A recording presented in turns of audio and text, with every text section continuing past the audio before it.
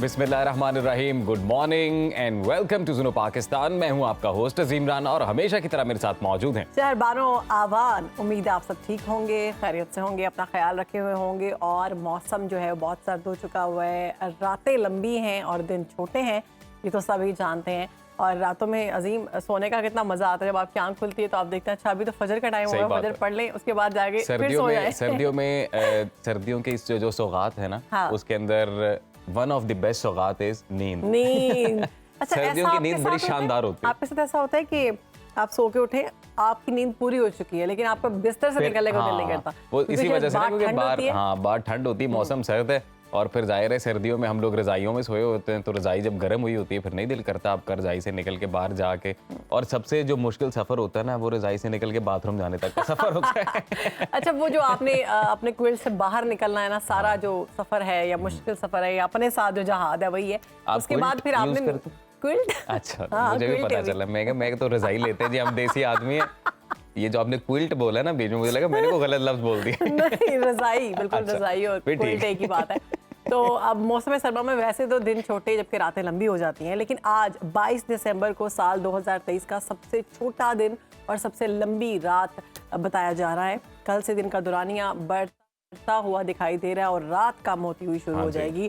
ताहम 21 मार्च 2024 को दिन और रात का दौरानिया बराबर हो जाएगा। ऐसा क्यों होता है जी? ऐसा इसलिए होता है क्योंकि ये तो अब हम सबको पता है कि सूरज जो है उसके इर्द गिर्द ज़मीन घूमती है, ज़मीन अपने एक्सिस के इर्द गिर्द भी रोटेट करती है और एक एक्सिस पॉइंट होता है जी। अब जो ज़मीन है उसका जो एक्सिस पॉइंट है ड्यूरिंग रोटेशन, अगर वो टिल्ट टुवर्ड्स सन हो, उसका वो जो ज़मीन का जो हेमिस्फेयर है ना, अगर वो वाला हिस्सा सूरज की तरफ हो तो वो समर्स, और जो हिस्सा जो ज़मीन का हेमिस्फेयर जो आधा वाला सर्कल है एक्सिस से, वो अगर सूरज से दूर हो तो वहाँ पे विंटर्स। तो ये एक साइंस है इसमें। ये मेरे ख्याल से जो अगर होती ना मेरे पास वगैरह तो मैं आपको थोड़ा ज़्यादा बेटर वे में एक्सप्लेन करता।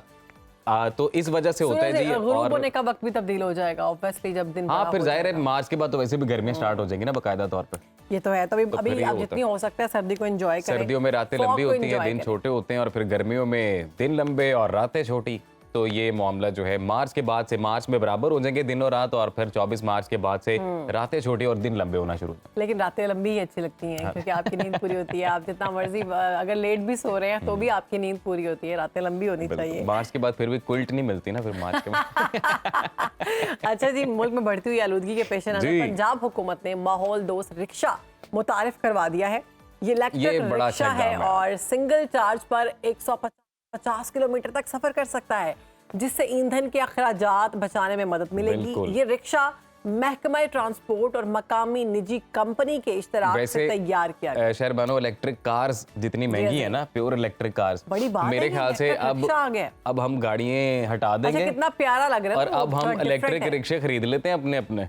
इनको चार्ज किया भाई 150 किलोमीटर करता है एक बैटरी चार्ज में, और आपको क्या चाहिए? वैसे भी मुझे तो ये स्कूटी और बाइक चलाना बड़ा पसंद है। अच्छा, तो रिक्शा भी बंदा चला रिक्शा भी ठीक है। हाँ, लेकिन रिक्शा बाइक एक खतरनाक सवारी है। नहीं, ये सेफ है यार, बड़ा खूबसूरत, बड़ा स्मार्ट बनाया इन्होंने, और ये गवर्नमेंट ऑफ पंजाब ने बड़ा अच्छा इनिशिएटिव लिया है। और ये एक निजी कंपनी है जिसके इश्तराक से ये लोग जो है ना ये इलेक्ट्रिक रिक्शा बना रहे हैं। और शहरबानो, ये बड़ा इंटरेस्टिंग इस हवाले से भी हो जाएगा कि ये अपना खरीदा है ना आपने, आप दफ्तर लेके आए, यहीं पे आपने चार्जिंग पे लगा दिया, आए आप अपना प्रोग्राम करें तो फुल चार्ज, तो वापसी पे जाते जाते चार्जिंग पे लगाया तो बिल सारा दफ्तर वालों को आए। नहीं, आप जाते जाते साथ कुछ सवारियां भी बिठा लेना।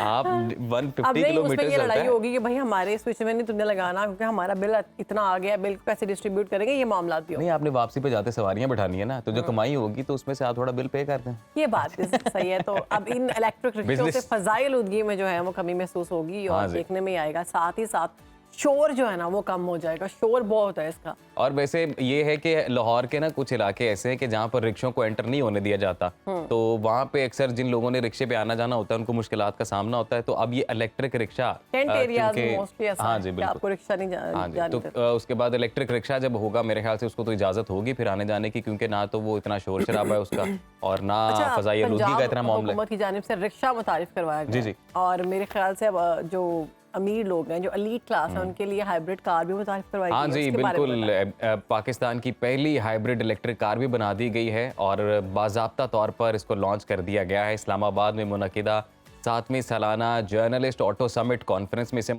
मुतारिफ कराया गया है। 1800 CC hybrid Corolla cross 50% Pakistan में तैयार की जा रही है और चूंकि पाकिस्तान में आपको पता है टैक्सेस बहुत ज़्यादा हैं हर चीज़ के ऊपर, स्पेयर पार्ट्स तो इंपोर्ट ही करने पड़ते हैं, वहाँ पे टैक्सेस बहुत ज़्यादा हैं, तो जिसकी वजह से फिर यहाँ पर जो गाड़ी बेशक अगर लोकली भी बनाई जाए, असेंबल भी की जाए, तो उसकी कीमतें बहुत ज़्यादा हैं। तो मुख्तलिफ मॉडल्स पर 35 से 57% टैक्स जो है वो बताया जा रहा है कि पाकिस्तान में इस वक्त है।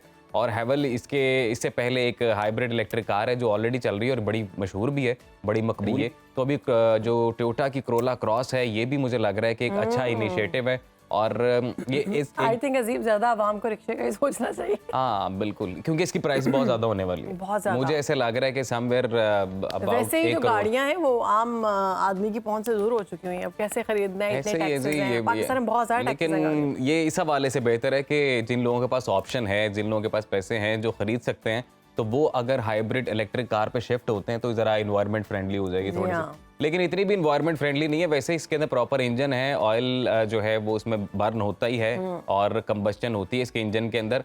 हाइब्रिड टेक्नोलॉजी बेसिकली ये है कि इसके अंदर इलेक्ट्रिक बैटरीज हैं जो स्टोर कर लेती हैं इलेक्ट्रिसिटी को और वो चार्ज होती हैं।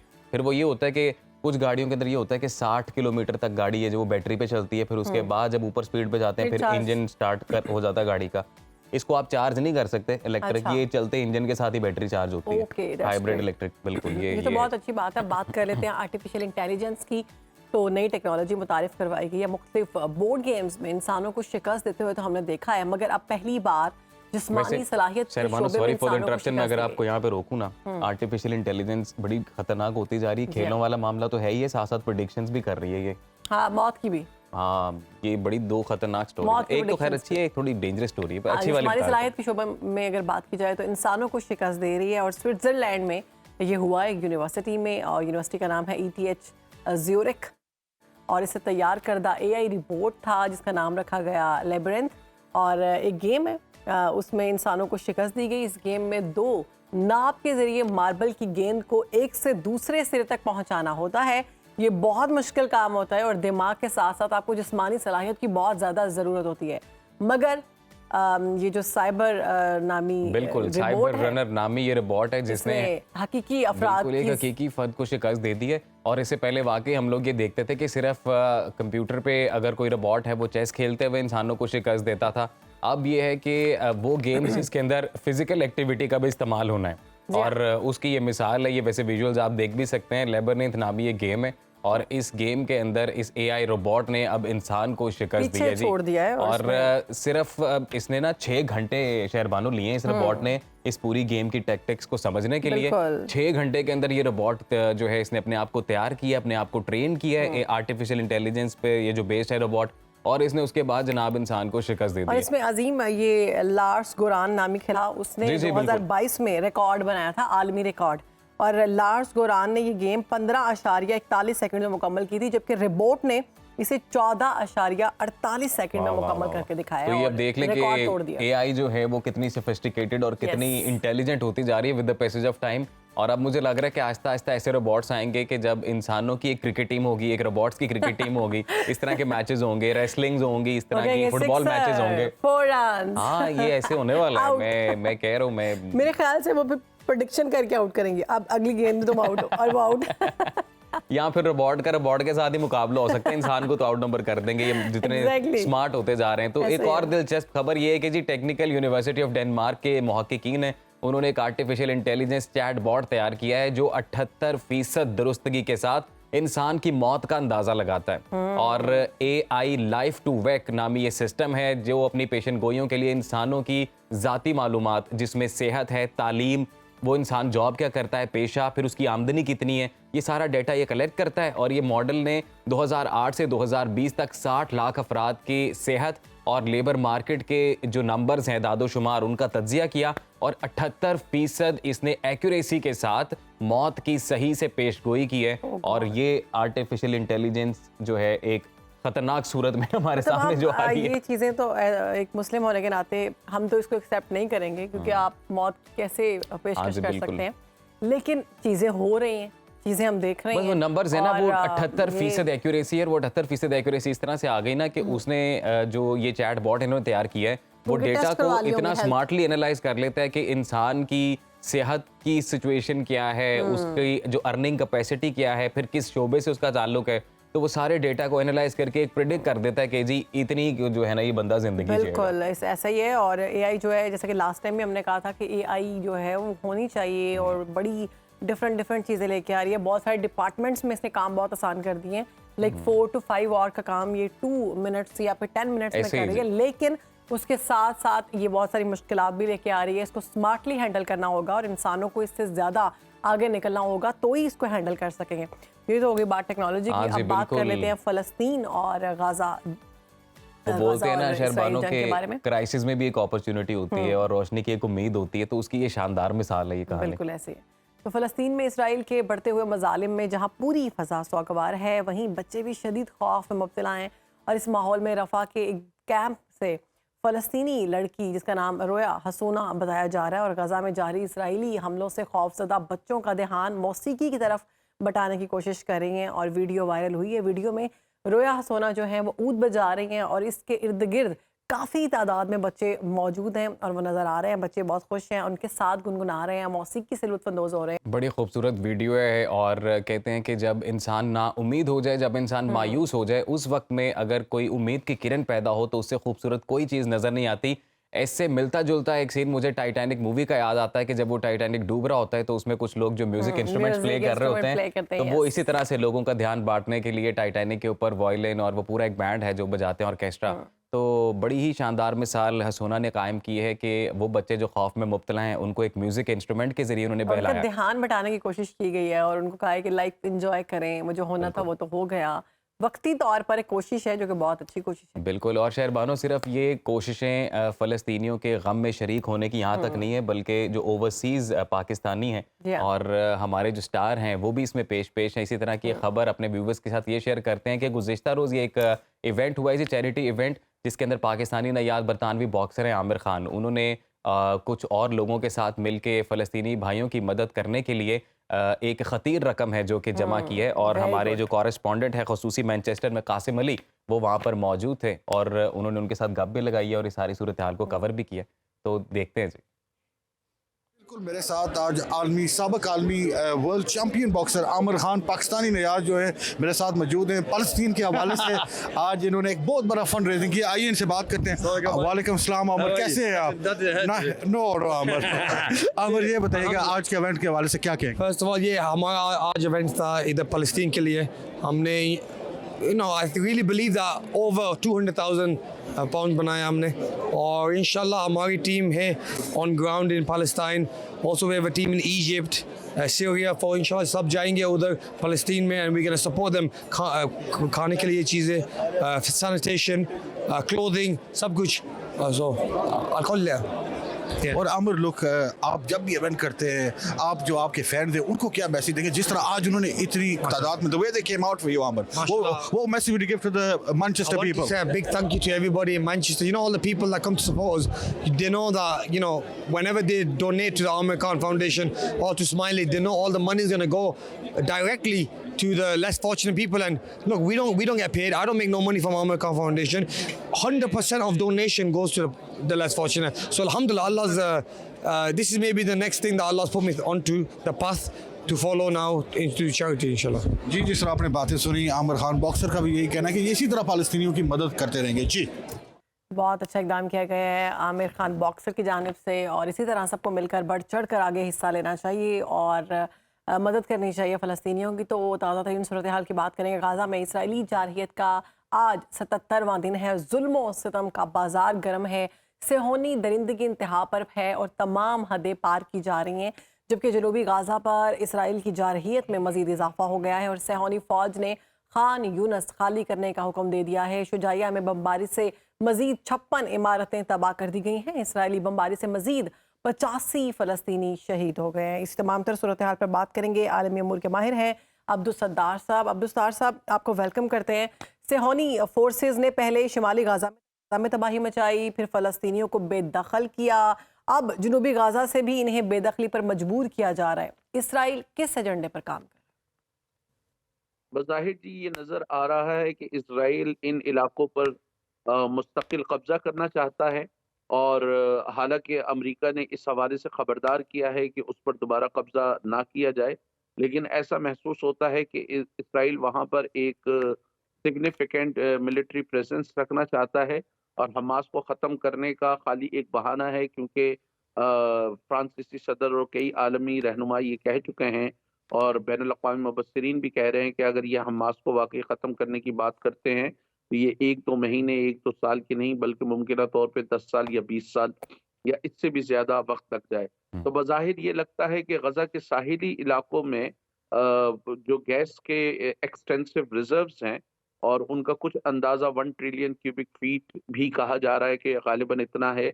माज़ी में 2007 में भी इसराइल ने कोशिश की थी कि ब्रिटिश पेट्रोलियम के साथ मिलकर उन ज़खायर पे कब्ज़ा किया जाए और उन ज़खायर पे कोई जॉइंट वेंचर किया जाए। तो अभी भी ये लगता है कि बहाना बुनियादी तौर पे हमास का है, लेकिन सही। शायद उन कुदरती ज़राए पर कब्ज़ा करने का उनका प्रोग्राम है जो बैनुल-अक़वामी कानून के तहत फ़लस्तीनी अवाम के हैं और उनकी मिल्कियत फ़लस्तीनी अवाम की है। ठीक। अब्दुल सत्तार साहब ये कहिएगा कि इसराइल ने अक़वाम मुत्तहिदा को अब ये चैलेंज किया है कि 2 रियासती हल मुमकिन नहीं है, 2 रियासती हल से वो मुकर गए और उसको मानने से इनकार कर दिया। तो क्या आलमी बरादरी अब फ़लस्तीन के 2 रियासती हल पर अमल दरामद करा सकेगी? मेरा ख्याल है कि 2 रियासती हल से निकलना बड़ा मुश्किल होगा और ज़रूरत इस अम्र की है कि फ़लस्तीनियों की तरफ भी जो ऐसी आवाज़ें हैं जो एक रियासती हल की बात करती हैं, उन आवाज़ों को पीछे धकेला जाए, क्योंकि 2 रियासती हल ही बुनियादी तौर पे ओस्लो एकॉर्ड का मतमय नज़र था। उसके अलावा यूरोपीय यूनियन, अमेरिका खुद और बैनुल-अक़वामी बरादरी 2 रियासती हल को मानती है। इसराइल के कहने से या ना कहने से फ़र्क नहीं पड़ता। बैनुल-अक़वामी बरादरी इसको तस्लीम नहीं करेगी। ख़ुद अमेरिका के लिए ये बड़ा मुश्किल होगा, क्योंकि अमेरिका ख़ुद ही ये 2 रियासती हल का एक बहुत बड़ा अलमबरदार था और ओस्लो एकॉर्ड को फैसिलिटेट करने में अमेरिका ने बड़ा अहम रोल प्ले किया था। तो ये अमेरिका के लिए बहुत बड़ी एम्बैरेसमेंट होगी। इसराइल में भी बहुत सारी जो मुतदिल मिज़ाज पार्टियाँ हैं, वो 2 रियासती हल पर यकीन रखती हैं। ये नेतन्याहू और उनकी कैबिनेट के कुछ इंतहा पसंद जमातें हैं जो 2 रियासती हल की बात नहीं करते, 1 रियासती हल की बात करते हैं। हम्म। और उनके ख़्याल में न सिर्फ तारीख़ी फ़लस्तीन बल्कि वो शाम के इलाके, जॉर्डन के इलाके और दूसरे इलाकों को भी उस एक रियासत में शामिल करते हैं, जो उनके ख़्याल में एक सहूनी रियासत होगी और जो इस खित्ते में बरतर रियासत होगी। अब्दुल सत्तार साहब, अमेरिका ने सलामती काउंसिल की जो करारदादें थी जंगबंदी के हवाले से, उनको 3 दफ़ा मौखर करने की कोशिश की, वीटो किया। अमेरिकी जंगबंदी के खात्मे की बजाय इसे मुअत्तल करने पर अमेरिका क्यों तूल बढ़ा रहा है और क्यों जोर दे रहा है?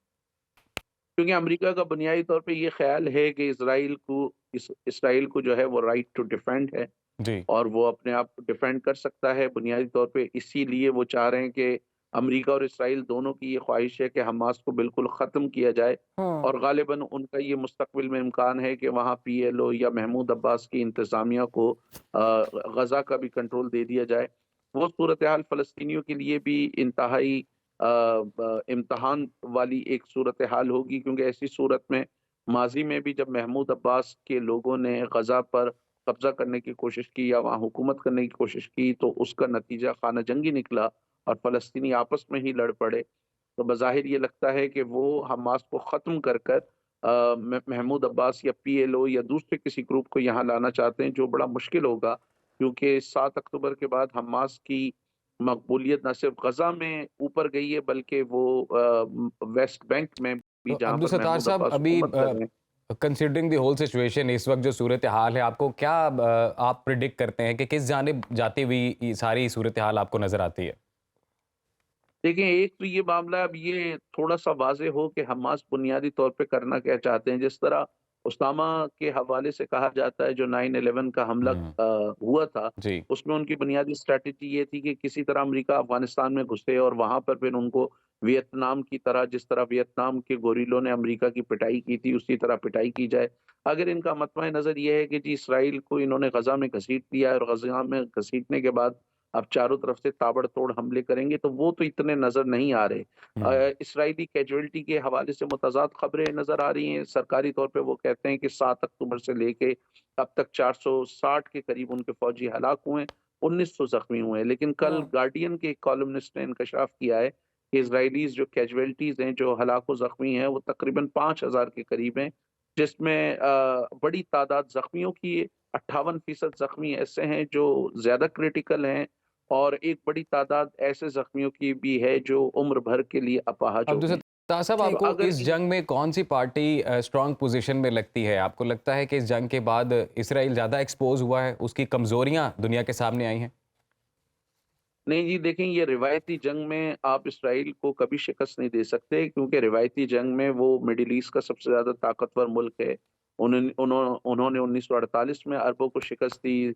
1967 में 6 डे वॉर जो थी, उसमें विद इन नो टाइम उन्होंने शाम की, इजिप्ट की और जॉर्डन की जो एयरफोर्स का जनाजा निकाल दिया। लेकिन अब्दुल सत्तार साहब, जो ये उन्होंने एक माहौल सा क्रिएट किया हुआ था कि वो तो सुपर पावर हैं और बल्कि उससे भी ऊपर हैं, और वो उनके पास तो तमाम जितने भी मतलब लड़ने वाली मॉडर्न वेपन्स हैं, और मतलब वो कुछ भी कर सकते हैं। तो हमास ने एक दफ़ा उनको मुंह तोड़ जवाब देकर ये तो बता दिया है कि इतने भी वो पूरी दुनिया पर काबिज होने वाली कोई चीज़ नहीं है, उनमें सिर्फ एक चीज़ क्रिएट की गई थी। तो अब अगर हम बात करें हमास की, तो हमास के साथ मुज़ाकरात की बातें चल रही हैं इजरायली गवर्नमेंट की, तो क्या लगता है आपको मुज़ाकरात हो पाएंगे? देखिए, बुनियादी तौर पे मसला ये है कि वो जो इसराइल का एक कॉन्सेप्ट ऑफ इनविंसिबिलिटी था कि नाकाबिल तस्खीर है, बिल्कुल। उसको वक्ती तौर पे थोड़ा सा धचका लगा। लेकिन हमास की ताकत उस वक्त आश्कार होती जब इन्होंने ग्राउंड ऑफेंसिव शुरू कर दिया था, और उस वक्त बड़े पैमाने पर अगर इसराइलियों की हलाकतें होती तो शायद ये तस्वुर जाता। लेकिन इसराइलियों ने जिस ये तेजी से, मसलन 20,000 से ज्यादा फलस्तीनी जो है वो अपनी जानें गंवा बैठे हैं, 50,000 से ज्यादा जो है वो जख्मी हो चुके हैं, 85% पॉपुलेशन उनकी डिस्प्लेस है। तो उस सारी सूरत हाल में हमास उतना इफेक्टिव उनको जवाब नहीं दे सका जो शायद उनका अंदाजा था। गालिबन हो सकता हो उनकी ये स्ट्रैटेजी हो कि इनको तवील जंग में इन्वॉल्व किया जाए और फिर इन पर हमले तेज किए जाए, तो उसमें सूरत हाल क्लियर होगी। अभी इस्माइल हानिया जो है वो इजिप्ट पहुंचे थे, जी। और वो उसमें इस्माइल हानिया जो है वो तवील मुद्दत के लिए जंगबंदी चाहते थे, जबकि अमेरिका और इसराइल बुनियादी तौर पे छोटे छोटे वक्फे चाह रहे हैं, जिसको उन्होंने मुस्तरद कर दिया। तो मेरे ख्याल से इसमें मजीद थोड़ा सा टाइम लगेगा। हमास के लिए बड़ा मुश्किल होगा कि अगर ये छोटे छोटे वक्फे के लिए जंगबंदी करते हैं तो वो शायद इसको एक्सेप्ट ना करें। वो तवील जंगबंदी के हवाले से बात कर रहे हैं। अब ये डिपेंड करता है कि हमास को जो ममालिक सपोर्ट करते हैं, कतर है, इजिप्ट है, किसी हद तक वो उन पर किस हद तक असरअंदाज होते हैं और ग्राउंड रियलिटीज क्या होती हैं, फिर उसी पर वो कोई फैसला कर सकेंगे। ठीक। बहुत शुक्रिया आपका अब्दुल सत्तार साहब, आपने सूरह पाकिस्तान को वक्त दिया और इस वक्त और फ़लस्तीन की जो सूरत हाल है उस पर अपना तज्जिया पेश किया। एक छोटी सी ब्रेक के बाद हाजिर होंगे।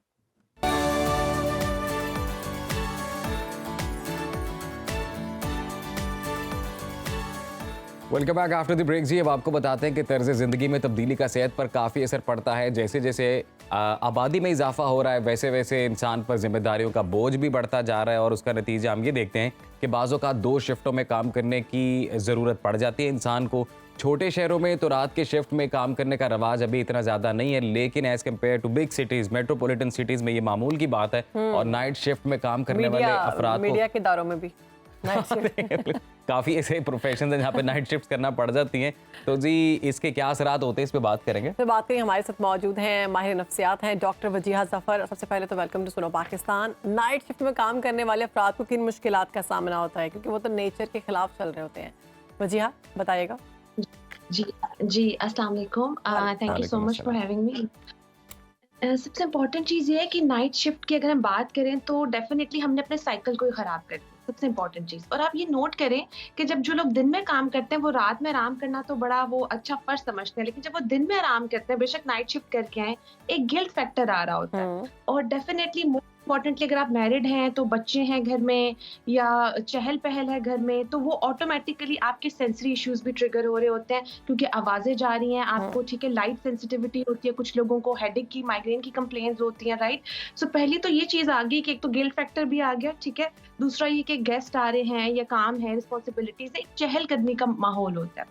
अब सबसे इम्पोर्टेंट चीज़ ये है कि जो रात की नींद है उसके इम्पैक्ट है, उसके तो डेफिनेटली उसके फ़वाइद की जितनी बात करें, चाहे गूगल की बात करें, चाहे रिसर्च की बात करें, चाहे प्रोफेशनल्स की बात करें, उस पर तो कोई दो राय है ही नहीं। बट इम्पोर्टेंट चीज़ ये है कि आपकी मेमोरी इफेक्ट होती है, हाँ जी। आपके मूड इफेक्ट होते हैं। सबसे इम्पोर्टेंट चीज़ ये है कि मेरे पास क्लाइंट आते हैं जिनकी नाइट शिफ्ट्स होती हैं, उनके मूड में वाज़ह फ़र्क होता है।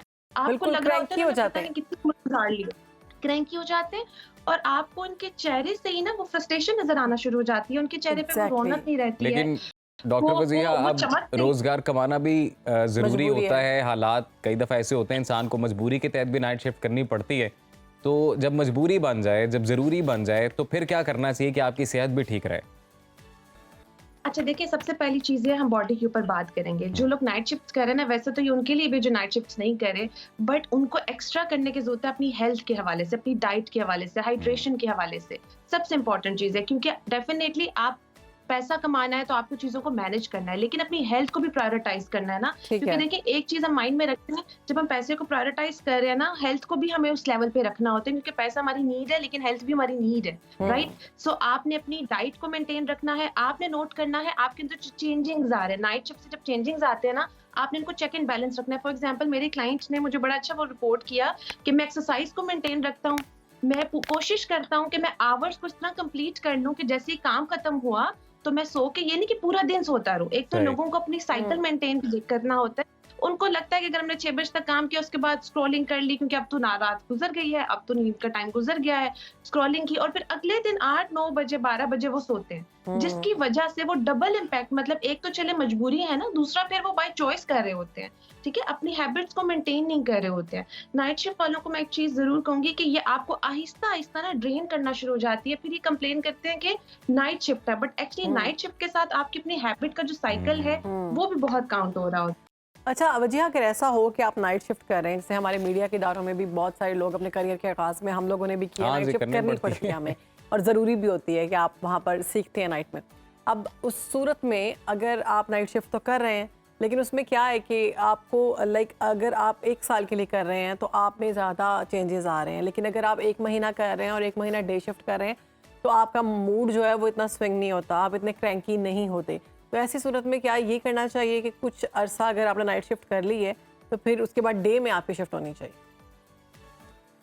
अच्छा पहली चीज़ है कि जो मीडिया की आपने बात की ना, हमने ये भी देखा है कि बहुत प्रेशर होता है, बहुत काम का स्ट्रेस होता है। हमने ये भी देखा है कि कुछ लोग माइक के सामने ही, कैमरे के सामने ही माइक पकड़े हुए बेहोश हो गए हैं क्योंकि वो उस चीज़ पे इतना अवेयर ही नहीं है कि उनका ब्रेन कितना क्रोनिक फटीग सिंड्रोम भी है, इस तरह की चीज़ें उनकी बॉडी ले रही है, राइट। तो पहली चीज़ ये है कि आप इग्नोर नहीं करें अपनी बॉडी को। आप ये सही। नहीं समझें कि अगर मैंने 1 महीने नाइट शिफ्ट की है, दूसरे महीने या 6 महीने नाइट शिफ्ट है, अगले 6 महीने नहीं है तो इट्स फाइन। वो 6 महीने का आपने जो प्रोसेस है ना, उसको माइंड में रखना है कि you need special attention, right. आपकी बॉडी को 6 महीने की स्पेशल अटेंशन की जरूरत है क्योंकि वो एक साइकिल उसका ये ज्यादा डिस्टर्बिंग होता है, टू बी वेरी अगर आप नाइट शिफ्ट कर रहे हैं और आप दिन में अपनी नींद पूरी कर रहे हैं तो क्या उससे कोई चेंजेस अगर होंगे? मिक्स चल रहा है, हाँ, अगर मिक्स चल रहा है ना, अगर कभी आपकी नाइट शिफ्ट होती है, कभी आपकी डे शिफ्ट होती है, ये ज्यादा डिस्टर्बिंग होता है, बेशक 6 मंथ्स के गैप के साथ ही हो। शुरू में तो ज्यादा वजिया होता है, ये बाद बताइएगा में- कि अब जाहिर है रात आप सारी जाग गए अगर, और दिन में सोना है तो दिन में फिर वैसी नींद नहीं आती, वैसी डीप स्लीप नहीं होती जिस तरह की रात में आती है। तो कोई डाइट किस तरह की करनी चाहिए, किस तरह का खाना खाना चाहिए ताकि आप एक अच्छी नींद भी ले सकें? ज्यादातर ना बिंज ईटिंग मैंने देखी है, जो रात को जागते हैं ना लोग, जो नाइट शिफ्ट में, वो बहुत बिंज ईटिंग करते हैं, अनहेल्दी फूड आइटम्स लेते हैं। और आपको ये भी पता है कि फूड डाइजेस्ट भी नहीं होता है रात के टाइम पे, चाहे बेशक आप वर्क कर रहे हो, आपकी बॉडी उस तरह नहीं ले रही होती है, फिर सोने के प्रोसेस से पहले बिल्कुल ही नहीं। तो लाइट जो है ना, आप जब नाइट शिफ्ट करें आप लाइट फूड रखें, आप वेजिटेबल्स को रखें या आप ऐसे फूड रखें जो आप डाइजेस्ट कर सकें, और मील का टाइम रखें। ज्यादातर क्लाइंट्स बिंज ईटिंग के आ रहे होते हैं, इम्पल्सिव हाइपर एक्टिव आ रहे होते हैं, क्योंकि अब उनकी बॉडी का साइकिल भी नहीं बना ना, एक तो स्लीप साइकिल नहीं बना और जो खाने का साइकिल है, फूड का साइकिल है, वो भी नहीं बना है। तो ज्यादातर देखिए, अब जब आपको पता है आपको एक काम करना है, ठीक है, तो उस काम के साथ फिर आपको मैनेज करना है। ज्यादातर ना, मैं बीइंग अ साइकोलॉजिस्ट मैं एक चीज यहाँ शेयर करूंगी, ज्यादातर लोग अपने आप को स्टक फील करते हैं। अब वो कहते हैं कि अब ये लाइफ है, अब ऐसी रहेगी, तो अब वो ये नहीं देखते कि अगर लाइफ हमें ये दे रही है, वो लेमन दे रही है, तो मैं लेमनेड कैसे बना, क्योंकि सोशल लाइफ भी तो बिल्कुल ख़त्म हो जाती है ना नाइट शिफ्ट वालों की। अगर वो डॉक्टर्स हैं, वो किसी भी शोबे से ताल्लुक़ रखते हैं, नाइट शिफ्ट कर रहे हैं, तो आपकी सोशल लाइफ तो तकरीबन ख़त्म हो जाती है। अच्छा, ऐसे में घर वाले कैसे मुतासिर होते हैं? सोशल लाइफ खत्म हो गई, मुतासिर हो गए, घर में रिस्पॉन्सिबिलिटी चल रही है, तो डेफिनेटली आप अवेलेबल नहीं है। आप बहुत सारी जो चीजें हैं, सोशल आपका सर्कल, घर फैमिली सर्कल ही आपका कट होने लगता है। आप भी प्रायोरिटाइज कर रहे हैं, क्योंकि मेरे पास ज्यादातर जो पार्टनर्स हैं वो कंप्लेन कर रहे होते हैं कि कितनी सारी चीजें होती हैं, हम शेयर ही नहीं कर पाते, कि थके हुए हैं तो ये ना हो कि डिस्टर्ब हो जाए, बच्चों को हम कनेक्ट नहीं करा रहे होते कि बच्चों को कहते हैं हम सोए हुए हैं। इन सारी चीजों में आपने देखें, अगेन मैं एक चीज मेंशन करूंगी कि आपको साइकिल को पूरा देखना है कि हमें मैनेज कैसे करना है, क्योंकि देखें बेशक नाइट शिफ्ट हो, आप जिंदगी की चीजों को खत्म नहीं कर सकते। हाँ, 2-3 दिन की बात हो ना, जैसे अगर मीडिया का भी कोई इमरजेंसी में 2-3 प्रोग्राम्स करने हैं, तो अगले दिन बंदा सो जाता है, इट्स कंप्लीटली फाइन। लेकिन आपको लग रहा है कि आपकी जॉब का पार्ट है, जैसे जो लोग माइनिंग में होते हैं, इस फील्ड में होते हैं, माइनिंग की फील्ड में, वो 6-6 महीने जो है इस तरह के प्रोसेस में रहते हैं। जब वो आते हैं तो वो सोते ही रहते हैं अपने घर आके कि हमने रेस्ट करना है। तो इससे क्या होता है कि आपकी नीड खाने की और सोने की बस पूरी हो रही होती है। जी बिल्कुल, अपना ख्याल करना चाहिए। और ये आपने बड़ी अच्छी बात की कि अच्छी डाइट लेनी चाहिए और एक्सरसाइज करनी चाहिए और अपना पूरा साइकिल जो है उसे मेंटेन करना चाहिए। डॉक्टर वजिया जफर, बहुत शुक्रिया आपके वक्त का, आपने सुनो पाकिस्तान को वक्त दिया और आई एम श्योर व्यूअर्स को काफ़ी फ़ायदा पहुंचा होगा इस सेगमेंट से। एक छोटी सी ब्रेक के बाद हाजिर हूँ।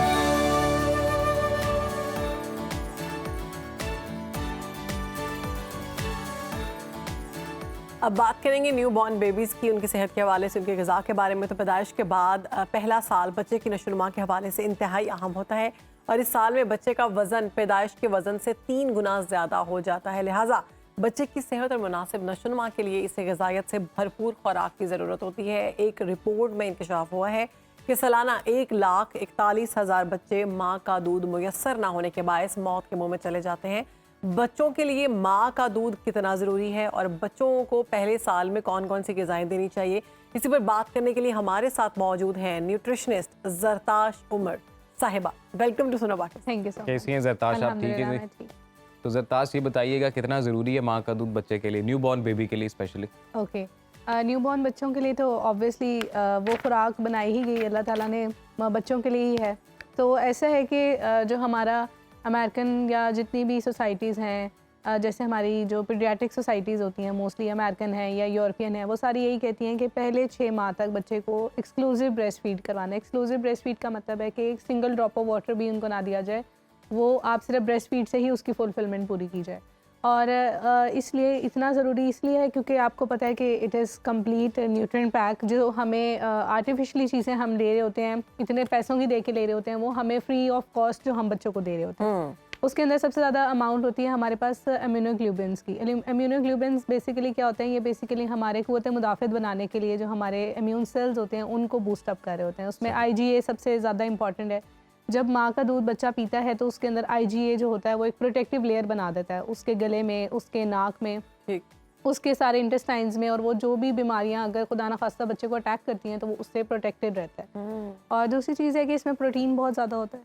प्रोटीन क्या करता है? बच्चे का वज़न बढ़ाता है, जैसे आपने बताया कि वो 3 गुना ज़्यादा हो जाता है उसका वज़न। इसके साथ साथ उसमें फ़ैट होता है जो बच्चे के ब्रेन डेवलपमेंट में बहुत ज़्यादा ज़रूरी है, और साथ साथ उसको एनर्जी प्रोवाइड कर रहा होता है। इसी तरीके से मदर के लिए भी ब्रेस्ट फीड जो होती है वो बहुत इंपॉर्टेंट होती है। अगर वो ब्रेस्ट फीड करवा रही है बच्चे को तो उस पर बहुत ज़्यादा उसको फ़ायदे मिल रहे हैं, उसका वज़न बहुत जल्दी कम हो रहा है, क्योंकि ब्रेस्ट फीड जो है वो एक दिन के अंदर अप्रॉक्सीमेटली 500 कैलोरीज जलाता है, बर्न करता है। तो अगर एक मदर इस तरह से करवाएगी तो उनके लिए, बेचारियों के लिए सबसे बड़ा टास्क ये होता है कि उन्होंने वजन कम करना है। तो वो अगर वो ब्रेस्ट फीड एक्सक्लूसिवली करवाती हैं तो एक तो वो उनकी कैलोरीज भी बर्न करते हैं। तो ज़रताश, ये जो इंकशाफ हुआ है रिपोर्ट में कि हर साल 1 लाख से ज़्यादा बच्चे मौत के मुंह में जा रहे हैं, तो इसकी क्या वजह है फिर? इसकी वजह ये है कि मोस्टली जैसे माएँ होती हैं वो किसी मूजी मर्ज में मुब्तला हैं। अगर वो उनको बच्चों को दूध नहीं पिला पा रही हैं, एक तो वो भी रीज़न है। दूसरी रीज़न है बहुत सी मदर्स की डेथ हो जाती है, तो बच्चे जो होते हैं उनको दूध लेकिन नहीं मिल इसमें तो पाता। स्पेसिफिकली ये बताया गया है कि जो सप्लीमेंट्स बच्चों को जी, दिए जी। जाते हैं एक साल के दौरान और जो फॉर्मूला मिल्क्स होते जी, हैं जी। उनकी वजह से बच्चों को ये क्योंकि मेन का चीज़ जो सामना है जो हमारे सप्लीमेंट्स होते हैं, जो हमारे ये जो फार्मूला मिल्क्स होते हैं, ये बहुत हार्ड टू डाइजेस्ट होते हैं। इनको डाइजेस्ट करना बच्चों के लिए इतना मुश्किल है, और बच्चों की जो इंटेस्टाइन्स हैं वो शुरू के महीनों में इतनी ज़्यादा फ्रेजाइल होती हैं कि वो बेचारों से एक तो डाइजेस्ट नहीं हो रहा होता, जिसकी वजह से उनमें ये जो आंतड़ियों की बीमारियां ये बहुत ज़्यादा कॉमन है, जिसमें क्रॉन डिजीज़ है, अल्सरेटिव कोलाइटिस है, जो ये बच्चों में इतनी सवेयर बीमारियां हो जाती है कि जब निज़ाम हज़म ही ख़त्म हो गया तो फिर क्या होता है कि बच्चे इतने माल नरिश्ड होकर उनकी डेथ रिपोर्ट हो रही होती है।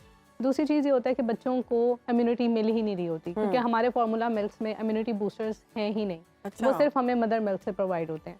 तो जब बच्चों को नहीं मिलता तो ऑब्वियसली जो बीमारियां हैं वो बच्चों के लिए तो बहुत ज़्यादा सवेयर हैं। वो जैसे अगर ज़रा फार्मूला सा मिल्क तो डॉक्टर की रिकमेंडेशन पे दिया डॉक्टर की जाता है। रिकमेंडेशन पे दिया जाता है, मोस्टली तब भी दिया जाता है जैसे कोई वर्किंग वुमेन है, अगर वो अपनी जॉब के साथ बच्चे को नहीं दे सकती, वरना आजकल जो ट्रेंड है मोस्टली फीमेल्स का मिथ है कि अगर हम ब्रेस्ट फीड करवाएंगे तो हमारी बॉडी शेप खराब हो जाएगी। बॉडी शेप, तो ये ऐसा कुछ भी नहीं होता, बल्कि ब्रेस्ट फीड तो आपको बहुत ज़्यादा फायदे दे रहा होता है। तो उस वजह से भी मदर जो होते हैं बच्चों को डिप्राइव रखती होता है हैं। ना अगर आप ब्रेस्ट फीड नहीं एग्जैक्टली, बॉटल फीड तो बहुत खतरनाक है। आप बहुत मजबूरी हो तो ठीक है, यू कैन गिव, आप एक टाइम दे दो, लेकिन ये नहीं है कि वो बिल्कुल ही टोटल ऑल्टरनेटिव है मदर मिल्क लाइक का। कुछ मदर ऐसी होती हैं जिनको या तो उनको तजुर्बा नहीं होता फर्स्ट जी। बेबी की दफ़ा, या फिर उनको उनकी जानिब से ये शिकायत आती है कि हमें तो मिल्क आया ही नहीं है। ऐसा ही है। उनके लिए क्या खुराक खाना चाहिए? उनके लिए होता है कि हमें ज़्यादा से ज़्यादा प्रोटीन लेना चाहिए।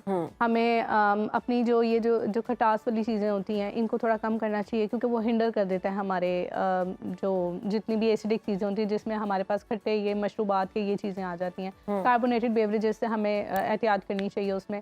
और दूसरी चीज़ है हमें ख़ुद भी दूध पीना चाहिए। और तीसरी चीज़ है कि अपनी डाइट में वेजिटेबल्स, फ्रूट्स, विटामिन्स, मिनरल्स का ज़्यादा से ज़्यादा इस्तेमाल करना चाहिए। जो आप ड्यूरिंग प्रेगनेंसी विटामिन मिनरल्स ले रहे होते हैं उनको आपने आफ्टर डिलीवरी भी कंटिन्यू करना होता है। हमारा ये मिथ होता है कि हमने उसे कंटिन्यू नहीं करना। और दूसरी बात है, माओं को लगता है कि हमारे लिए दूध इंपॉर्टेंट नहीं है, हालांकि दूध बहुत ज़्यादा इंपॉर्टेंट है, क्योंकि बच्चा डायरेक्टली आपके अंदर से कैल्शियम, विटामिन डी तो सारा सक कर है। आपको क्या, आपको खुद भी तो चाहिए वो सब। तो जब तक आप खुद दूध नहीं पियेंगे तो आपकी हड्डियाँ एक टाइम आएगा कि भुरभुरी होना शुरू हो तो जाएंगी। ज़रताज, जो बच्चे हैं छोटे, अदर देन मिल्क, 1 साल की जो एज वाले बच्चे होते हैं उनको क्या खिलाना चाहिए, खुराक कैसी होनी चाहिए? पहले तो फर्स्ट 6 मंथ्स तो मैंने कहा कि एक्सक्लूसिव ब्रेस्ट फीड होना चाहिए। उसके बाद जो होता है हम उसे कम्प्लीमेंट्री फीडिंग कहते हैं, कि हमने दूध के साथ साथ हमने कम्प्लीमेंट्री फीडिंग करानी है अप टू 2 ईयर्स। 2 ईयर्स तक वैसे ही माँ का दूध लाजमी पिलाना चाहिए। उसके साथ ये कि हम फिर नरम सी ग़िज़ा बच्चे को स्टार्ट कराते हैं, जिसमें सागुदाना हो गया, दलिया हो गया, और साथ में बच्चों के लिए सूजी की खीर हो गई, चावलों की खीर हो गई, बॉयल एग, जो हाफ बॉयल एग होता है हम वो खिलाना शुरू कर देते हैं 6 मंथ्स के बाद। और भी बहुत सारी रेसिपीज़ होती हैं, अक्सर माएँ जो होती हैं वो बनाना मैश करके देना शुरू कर देती हैं, Yes, और egg. फ्रूट्स देने, प्यूरीज देना Boil शुरू egg. कर देते हैं। Exactly, boil egg. तो इस तरह की ग़िज़ा हमें रखनी वैसे चाहिए। ज़रताज, ये facility all across Pakistan available है, लाइक के जो भी माँ जन्म दे रही है बच्चे को, तो उनके जो डॉक्टर हैं वो बता देते हैं कि आपने ये डाइट रखनी है, ऐसा रखना है। मुझे yes. ऐसा लग रहा है कि ये सिर्फ जो मेजर मेट्रोपॉलिटन सिटीज़ हैं नहीं, जहाँ ऐसा पर- नहीं है। जैसे मैं खुद एक गवर्नमेंट हॉस्पिटल में काम करती हूँ। गवर्नमेंट हॉस्पिटल में जो भी अगर लेमन इंसान भी आया है, अगर उसको भी आप इंग्लिश में कुछ नहीं बता सकते, तो वो जो डॉक्टर्स हैं वो पंजाबी के लेवल पे जाके भी उसको समझाते हैं कि तुमने ये खाना, ये नहीं खाना, और उस पर बहुत ज़्यादा एम्फेसाइज किया जाता है। और उनको तो गवर्नमेंट की तरफ से जो फ्री विटामिन्स एंड मिनरल्स भी मिलते हैं, जो उन्होंने कंटिन्यू करने होते Very हैं। good. लेकिन बस वही बात है कि अक्सर हम भूल जाते हैं लेना। हम खुद भी, अगर हम लोग मिडिल सोशो इकोनॉमिक लेवल से, तो हम भी अक्सर भूल जाते हाँ हैं। जी। पढ़े होंगे लेकिन हम नहीं लेंगे खाएंगे। तो ऐसा अच्छा, ही है। हम अक्सर देखते हैं कि 1 साल के अंदर बच्चे बच जाते हैं, जिनको फार्मूला मिल्क मिलता है, मतलब मदर फीड नहीं मिलती, उनको ये होता है कि वो बीमार रहते हैं। वो बीमार रहते हैं। वो क्या वजह? वो यही वजह है, मैंने आपको बताया कि उनके अंदर इम्यूनिटी ही नहीं होती। तो फिर उनको क्या खुराक उनको देनी चाहिए? खुराक, कम्युनिटी, अगर कोई हमें बच्चा मदर फीड नहीं ले पाया, किसी हमें भी उनको वजह से। इम्यूनिटी बूस्टर्स देने पड़ते हैं। इम्यूनिटी बूस्टर्स का मुराद है कि हमें प्रोटीन रिच डाइट देनी पड़ती है। अच्छे से अच्छा उनके एग वाइट्स देने चाहिए हमें उन्हें। अगर बच्चा नहीं खा तो कीमे की टिक्कियाँ बना के दे दी, कबाब बना के दे दिए, या बॉयल्ड चिकन दे दी, किसी भी फॉर्म में उन्हें चिकन, मीट या कोई भी जो गोश्त वाली चीज़ें हैं वो दे दें, या दालें दे दें, उनमें भी बहुत अच्छा हमारे पास प्रोटीन होता है। दूसरी चीज़ है कि अगर मदर तो अगर ब्रेस्ट फीड करवाती है, मुझे ये चीज़ बड़ी अच्छी लगती है कि वो पोस्टपार्टम डिप्रेशन से भी बचती है। क्योंकि जब हम ब्रेस्ट फीडिंग करवा रहे होते हैं, हमारा एक हार्मोन है ऑक्सीटोसिन, वो रिलीज़ होता है, और वो हमें हैप्पीनेस प्रोवाइड करता है, कंफर्ट प्रोवाइड करता है। तो पोस्टपार्टम डिप्रेशन इज़ रियल, हर किसी को होती है, चाहे शॉर्ट टर्म हो या इसीलिए फिर लॉन्ग ये टर्म हो। पोस्टपार्टम डिप्रेशन इतना बढ़ता जा रहा है। एग्जैक्टली, इतना बढ़ता जाता है क्योंकि मदर्स नहीं करवाती। और कुछ मदर्स तो वैसे ही नहीं करवाती। मैंने आपको बताया कि बॉडी शेप वैसे मुझे खराब हो लगता है जाएगी, ये वो। कुछ कोई मदर ऐसी नहीं होगी जो ना करवाए, वो तो नहीं, हर मैंने माँ का ये दिल करता है। आई हैव सीन इट कि होती हैं कुछ के शेप खराब हो जाएगी और body shape। और कौन सा ऐसा कोई डेंजरस ट्रेंड है जो न्यू बॉर्न बेबीज के साथ हम ज्यादा देखते हैं कि लोग कर रहे हैं, जिसकी वजह से वो वल्नरेबल रहते हैं? एक ये ट्रेंड है कि हम बच्चे को पैदा होते साथ ही वो काउ मिल्क पे शिफ्ट करा देते हैं, वो भी नहीं। काउ मिल्क पे? काउ मिल्क भी बहुत ज़्यादा हैवी टू डाइजेस्ट है बच्चों के लिए, क्योंकि उनकी आंतड़ियों में इतनी, मैंने वही बताया कि बेचारों में जान नहीं होती अभी कि उसको हजम कर सकें। तो ये मैंने देखा है। और उसको क्या करते हैं कि आधी बॉटल पानी की, हाँ आधा जी, हाँ बॉटल जी। जो है वो दूध का। अच्छा, तो ये बात भी तो वाकई हमारे ज़्यादातर लोगों में और हमारी जो थोड़ी एजड आंटियां हैं उनमें ये बहुत ज़्यादा है कि बस ठीक है नो ला भैंस दे या गाय दे दूध दे। और उसमें ये बिल्कुल आधा पानी डालो आधा दूध डालो, जिससे बच्चे के न्यूट्रिएंट्स ही पूरे नहीं होते। exactly। और वो खतरनाक होता है, तो इसको प्लीज़ नोट डाउन करें कि ना दिया करें 1 साल से पहले। एग्जैक्टली। और दूसरी चीज़ ये है कि बस हम कॉम्प्लीमेंट्री फीडिंग जब स्टार्ट हो जाती है तो आप लोगों ने ये जितने भी अच्छे से फ्रूट्स एंड वेजिटेबल्स, अगर बच्चे वैसे नहीं खा रहे, प्यूरीज की फॉर्म में दे दें, मिल्क शेक की फॉर्म में दे दें। अब आजकल तो वो बड़ी एक अच्छी सी चीज़ आ गई है, एक छोटा सा पैसिफायर होता है, उसके अंदर कोई फ्रूट डाल दिया जाता है और बच्चा उसको सक करता रहता है, तो वो उसको फ्रूट के न्यूट्रिएंट्स भी जा रहे हैं और वो पाकिस्तान में भी पैसिफायर मिल रहा है वो? जी जी, पाकिस्तान में भी अवेलेबल है। तो वो मुझे बड़ा अच्छा लगता है, वो स्ट्रॉबेरी सी बनी होती है या कुछ भी, तो वो बच्चे उसको ले लेते हैं अक्सर। तो माँ बाहर बाप तो हमने ये ट्रेंड देखा है कि बच्चे हाँ, उसको खा रहे होते हैं। एग्जैक्टली। यहाँ पे तो पॉप्सिकल्स भी मिलती हैं, उसमें हम फ्रूट्स और वेजिटेबल्स को अगर वो प्यूरी करके फ्रीज करके बच्चों को गर्मियों में दे दें तो वो उस तरह से भी खा 1 लेते साल हैं। वाले बच्चे के लिए? 1 साल से कम उम्र, 8-9 महीने के बच्चे ले अच्छा। लेना शुरू कर देते हैं।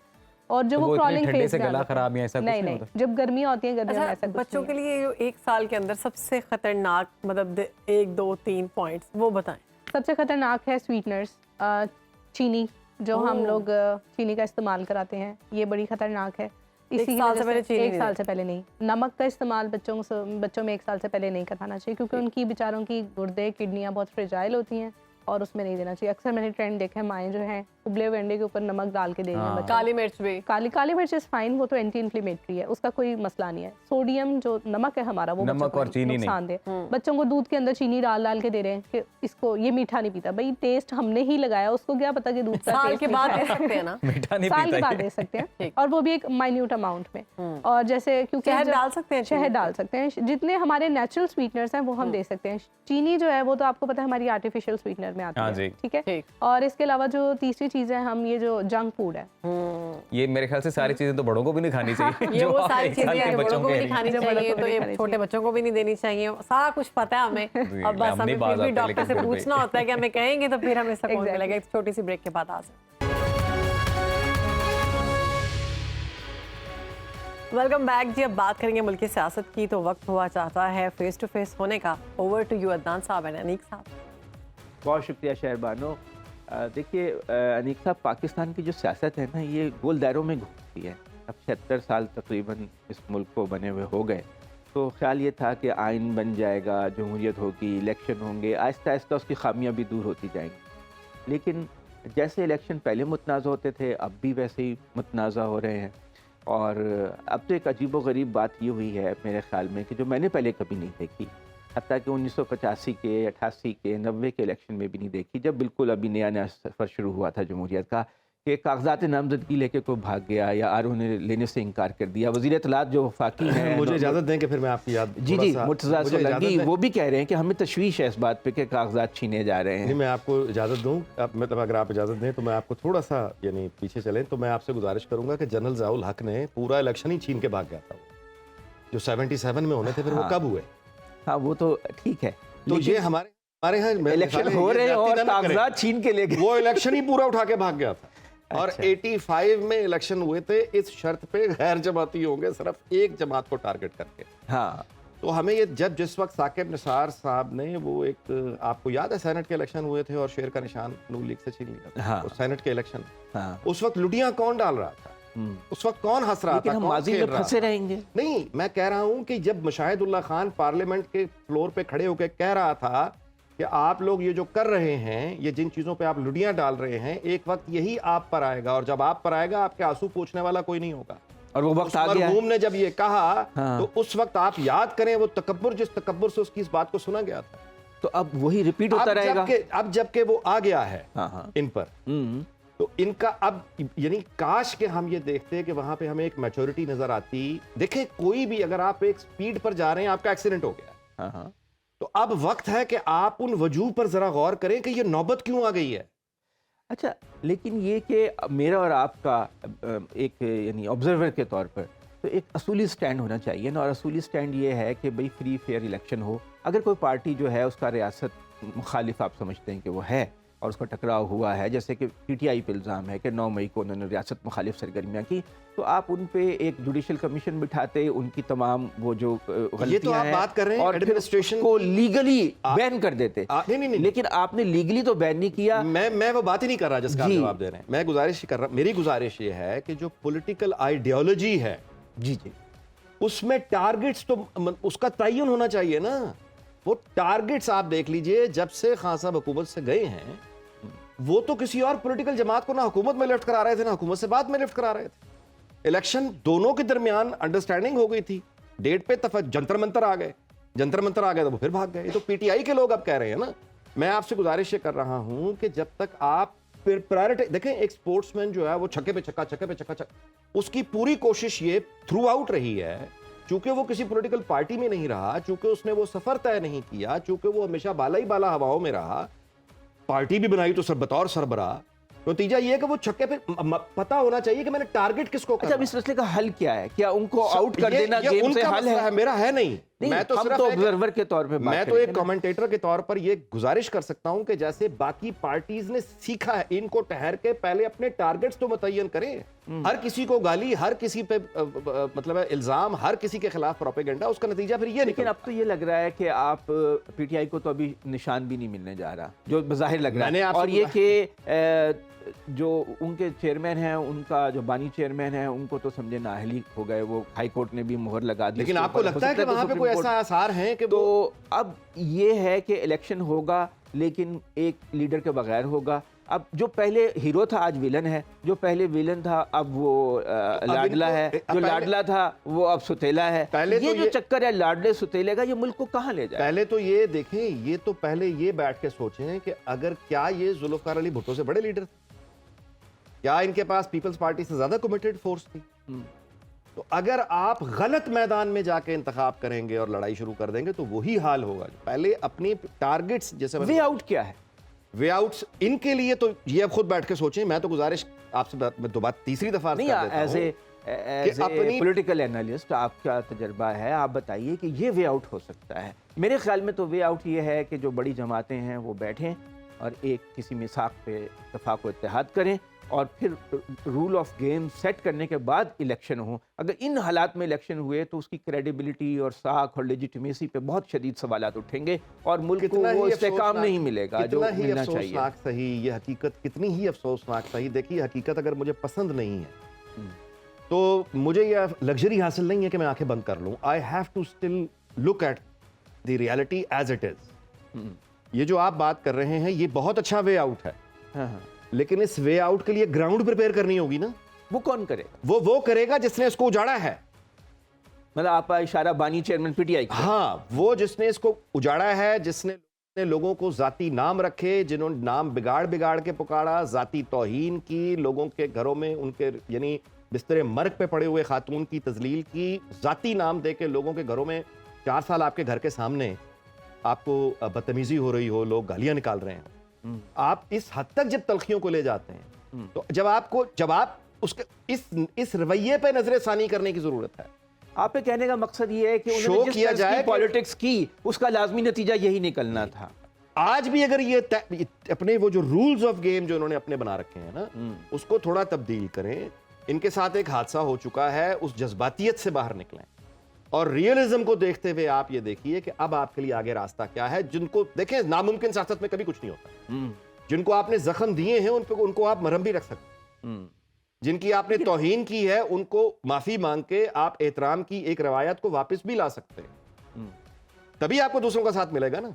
लेकिन आप इस तरीके कार की हिमायत करेंगे कि किसी के कागजात छीन के भाग जाए? मैं आपसे गुजारिश कर रहा हूं कि असूली अखलाकी तौर पे ये सारी बातें गलत हैं। लेकिन मैं और आप किसी यूनिवर्सिटी में अगर पढ़ा रहे हो तो ये तो ठीक है, लेकिन अगर आप प्रैक्टिकल फील्ड में उतरने जा रहे हैं तो फिर आपको वही जो एनवायरनमेंट है उसके अंदर ही आपको सरवाइव करना है अच्छा, ना। बड़ी आलूदगी है भाई सियासत की, तो इतनी गंदगी है पाकिस्तान में कि होती तो सारी जगह ही है। आप देखें ट्रंप वगैरह का भी मामला ऐसा ये है, सोशल इंडिया मीडिया में भी बहुत ज्यादा ये है। गड़बड़ है। ये है, बिल्कुल। और सियासतदान जो हैं उनकी जुबानें जो हैं कंट्रोल में नहीं होती हैं। अनथिंकेबल डिबेट्स आ गई हैं। हाँ, वहाँ पे- लेकिन आलूदगी सिर्फ सियासत में नहीं है, हमारे माहौल में भी बहुत है। अब देखिए ना, किसी को नज़ला है, किसी हर घर में कोई आदमी गले, लाहौर में तो इतनी आलूदगी है कि दुनिया का तीसरा आलूदा तरीन शहर है, कभी कभी पहला हो जाता है। इन्होंने वो मुत्तहिदा अरब इमारात की मदद से मसनूई बारिश भी बरसाई। अच्छा, वो उससे एक दिन के लिए हालात ठीक हो गए, लेकिन मुझे किसी ने माहिर माहौलियात ने बताया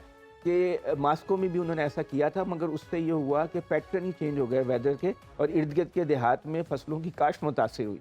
तो हम, और एक तो ये इतना एक्सपेंसिव है कि आप बाहर से नहीं, ये तो रंगबाजी है। ये जो रंगबाजी है, रंगबाजियां करते हैं, ये तो अपने नंबर टांग रहे हैं ना कि किसी तरह से हमें रहने का जरा मजीद मौका मिल देखिए जाए। बच्चों का हर्ज हो रहा है, इसका स्कूल नहीं जा रहे, ये कोई 4-4 हफ्ते छुट्टियां हो रही देखिए, मैं हैं। आपसे गुजारिश करूं, पीटीआई हो, पीएमएलएन हो, कोई गैर सियासी शख्सियत हो, बच्चे सबके हैं, जिंदा सबने रहना है। ये आलूदगी सबको इफेक्ट कर रही है, हमने इस मुल्क में रहना है, सबको इफेक्ट कर रही है, सबके लिए। अच्छा, अब आप अंदाजा लगाएं कि हमारी गैर संजीदगी का आलम क्या है। बुनियादी तौर पर रंगबाज है ना। जी जी। गैर संजीदगी का आलम यह है कि हम यानी चीखें मारते हैं दिन में 5 वक्त की, चीन हमारा दोस्त है, ठीक है जी, चीन अपना यार है, उस पर जानिसार है, 6 दफा 7 दफा सुबह से हिमालय से बुलंद और समंदर से गहरी दोस्ती। ये पोल्यूशन वाला सबसे बड़ा मसला चीन ने सॉल्व किया है। हाँ, बीजिंग, शंघाई, सीपैक में आप उतरे हुए हैं, उनको शामिल करें पार्टनरशिप के साथ। ये आलूदगी आज उनके शहर वही शफाफ तरीन कैसे हैं, नंबर 1। नंबर 2, आप अकेले यहाँ कुछ भी कर लें आलूदगी खत्म करने के लिए, 7 बॉर्डर है, अमृतसर, ये मसला फैला हुआ है। हाँ जी, हम कुछ भी कर लें, हम उनकी आलूदगी से नहीं बच सकते, वो कुछ भी कर लें, वो हमारी आलूदगी से नहीं बच सकते। और उनके यहाँ कोयले के प्लांट बहुत हैं, तो हम बिजली बनाने तो के। पहले इस हकीकत को रियलाइज करें कि हम कुछ भी कर लें, हम उनकी आलूदगी से नहीं बच सकते, वो कुछ भी कर लें, वो हमारी आलूदगी से नहीं बच सकते। जब ये तय कर लिया तो अब कोई जॉइंट मैकेनिज्म के लिए उनको एंगेज करें। वो तो आज तक किया ही नहीं, सोचा ही नहीं, मामला जेरे बहस ही नहीं है। हत्ता कि उनके वहां से जो नाले आते हैं उनमें फैक्ट्रियों का गंदा पानी आता है जो हमारे पानी को आलूदा कर रहा है। जेरे बहस ही नहीं है ये मामला, जेरे बहस ही नहीं है। संजीदगी अब आकर संजीदा। अच्छा, मैंने कवरेज ये जो ट्रैफिक है माहौलियात की, और मैंने देखा कि कई साल तक उनका बजट तो एलोकेट होता है 1 अरब 2 अरब, बहुत थोड़ा सा, लेकिन खर्च ही नहीं होता। सर मैं आपसे गुजार, प्रायोरिटी ही नहीं है ना। अब यहाँ पे ट्रैफिक का मामला है, इन्होंने कोई नया फार्मूला इजाद करना है। दुनिया में जो स्टैब्लिश्ड प्रैक्टिसेस हैं, कामयाब प्रैक्टिसेस, वो उठा के भाई कॉपी कट पेस्ट कर दो। ये जो आपकी शहर है, बुनियादी शहर, जहां जहां पे आलूदगी है, वहां पे आप एक जोन बनाएं, और वहां पे आप जो गैर जरूरी गाड़ियां हैं उन पर आप एक टैक्स लगा दें कि ये हमारा जोन है, ताकि वहां उनकी कंजेस्शन कम हो चार्ज, जाए, वो कंजेस्शन चार्ज, पोल्यूशन चार्ज। जैसे जेल रोड है लाहौर अगर की। आप यहाँ गाड़ी लेकर आए तो आपको 500 रुपए एक्स्ट्रा देने होंगे जी। आप मोटरसाइकिल पर आए, आप साइकिल पर आए, जितनी यानी आपकी वैन्स हैं, बसेस हैं, उन पर टैक्स नहीं होगा। पब्लिक ट्रांसपोर्ट का इस्तेमाल करें, पैदल आए, साइकिल पे आए, मोटरसाइकिल पे आए, मुफ्त। अगर आपको गाड़ी लेकर आना है तो ये 500 रुपए आप अलग से आप इसके पैसे देने होंगे। अच्छा, वो अच्छा 40% पोल्यूशन जो है ना, वो है गाड़ियों की वजह। तो वो गाड़ियों की जहां पे आप आधी पोल्यूशन कम। अच्छा, जब आप एक जोन बना देंगे कि ये भाटी, शालमी, ये जितना एरिया दायरा बना दे कि यहाँ पे कोई गाड़ी हम अलाउ नहीं करेंगे, आपके ट्रैफिक की पार्किंग का मसला हल होगा, आपकी कंजेस्शन का मसला हल होगा, आपकी आलूदगी का मसला हल होगा। लोग इतना पैसा सेहत पे खर्च करते हैं, दवा पे, इलाज और पे। जो आदमी फिर भी गाड़ी लेकर वहां इसरार करेगा कि वो 500 रुपए एक्स्ट्रा टैक्स देगा, तो वो जो आपकी आमदनी है उस 500 रुपए जो आप कंजेस्शन और पोल्यूशन मिटिगेशन मेजर्स पे खर्च इकट्ठी कर रहे हैं, वो पैसा आपके पास रेवेन्यू आएगा, उस रेवेन्यू को आप दोबारा खर्च कर सकते हैं इन्हीं मामले। अच्छा, लेकिन बात यह है कि ये वक्त किसके पास है?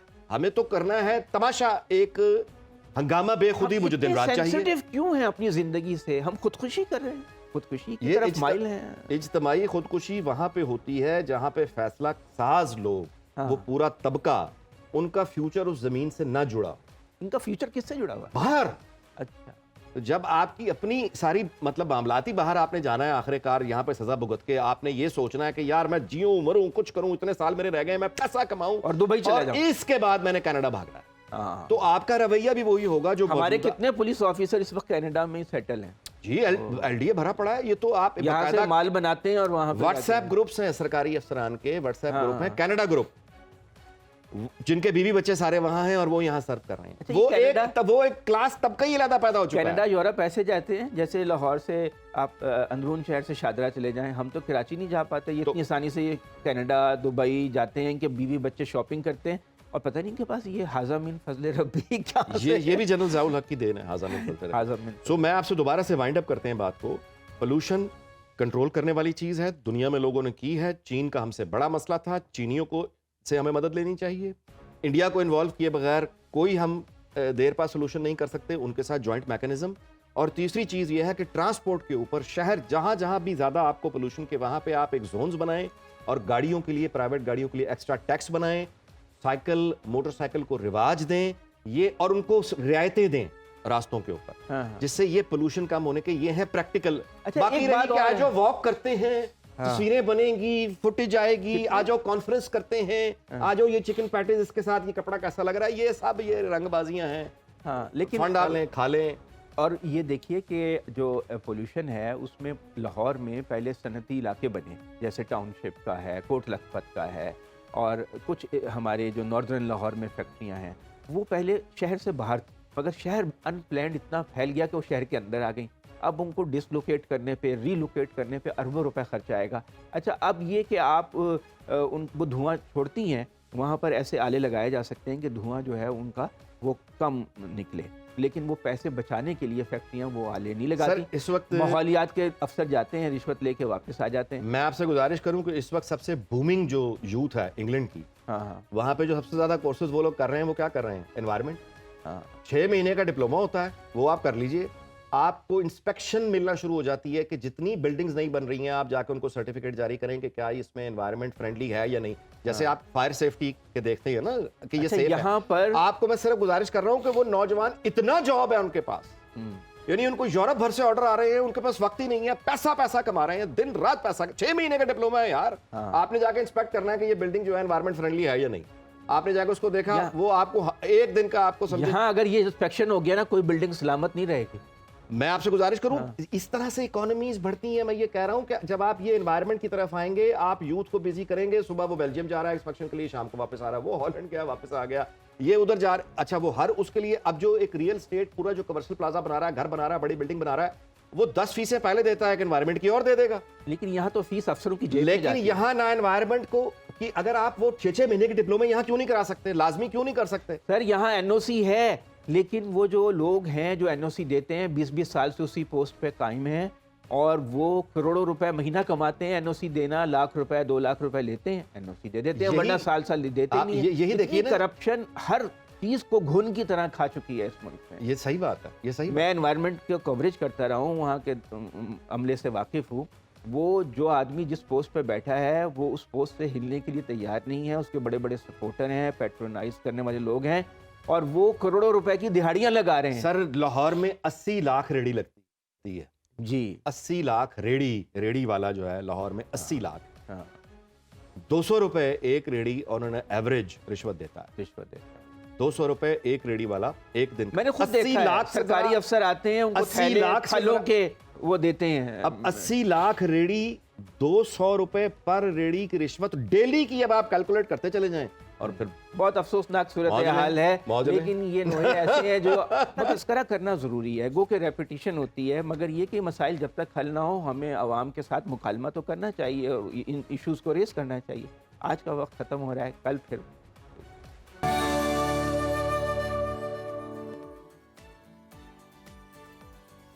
वेलकम बैक नाजरीन। जुम्मतुल मुबारक के सेगमेंट कुरान और साइंस में खालिक कायनात रब्बुल आलमीन के शाहकार निज़ाम फ़ल्की के बारे में हम गुफ्तगू करेंगे और हमारे साथ मौजूद हैं कुरानिक स्टडीज़ के स्पेशलिस्ट जनाब अब्दुल सलाम आरिफ साहब। Welcome to Suno Pakistan. जी, thank you very much, thank you, बहुत शुक्रिया बुलाने का, दोबारा बहुत शुक्रिया। Thank you sir. तो सबसे पहले तो हम आपसे ये जानना चाहेंगे कि निज़ाम फ़लकी है क्या और कहकशाएँ कितनी हैं इसमें और कुरान पाक में इस बारे में क्या जिक्र किया गया? जी देखें, निज़ाम फ़ल्कियात या कास्मोलॉजी जो है ना जी, ये साइंस की वो ब्रांच है जो इस कायनात के ओरिजिन यानी स्टार्ट से लेकर जितनी भी इर्तिका और एवोल्यूशन इसमें हुई है आज के वक्त तक इसको डील करती है। और आप ये सुनकर हैरान होंगे कि मॉडर्न कॉस्मोलॉजी जो है उसकी बुनियाद ही कुरान ने निकाली।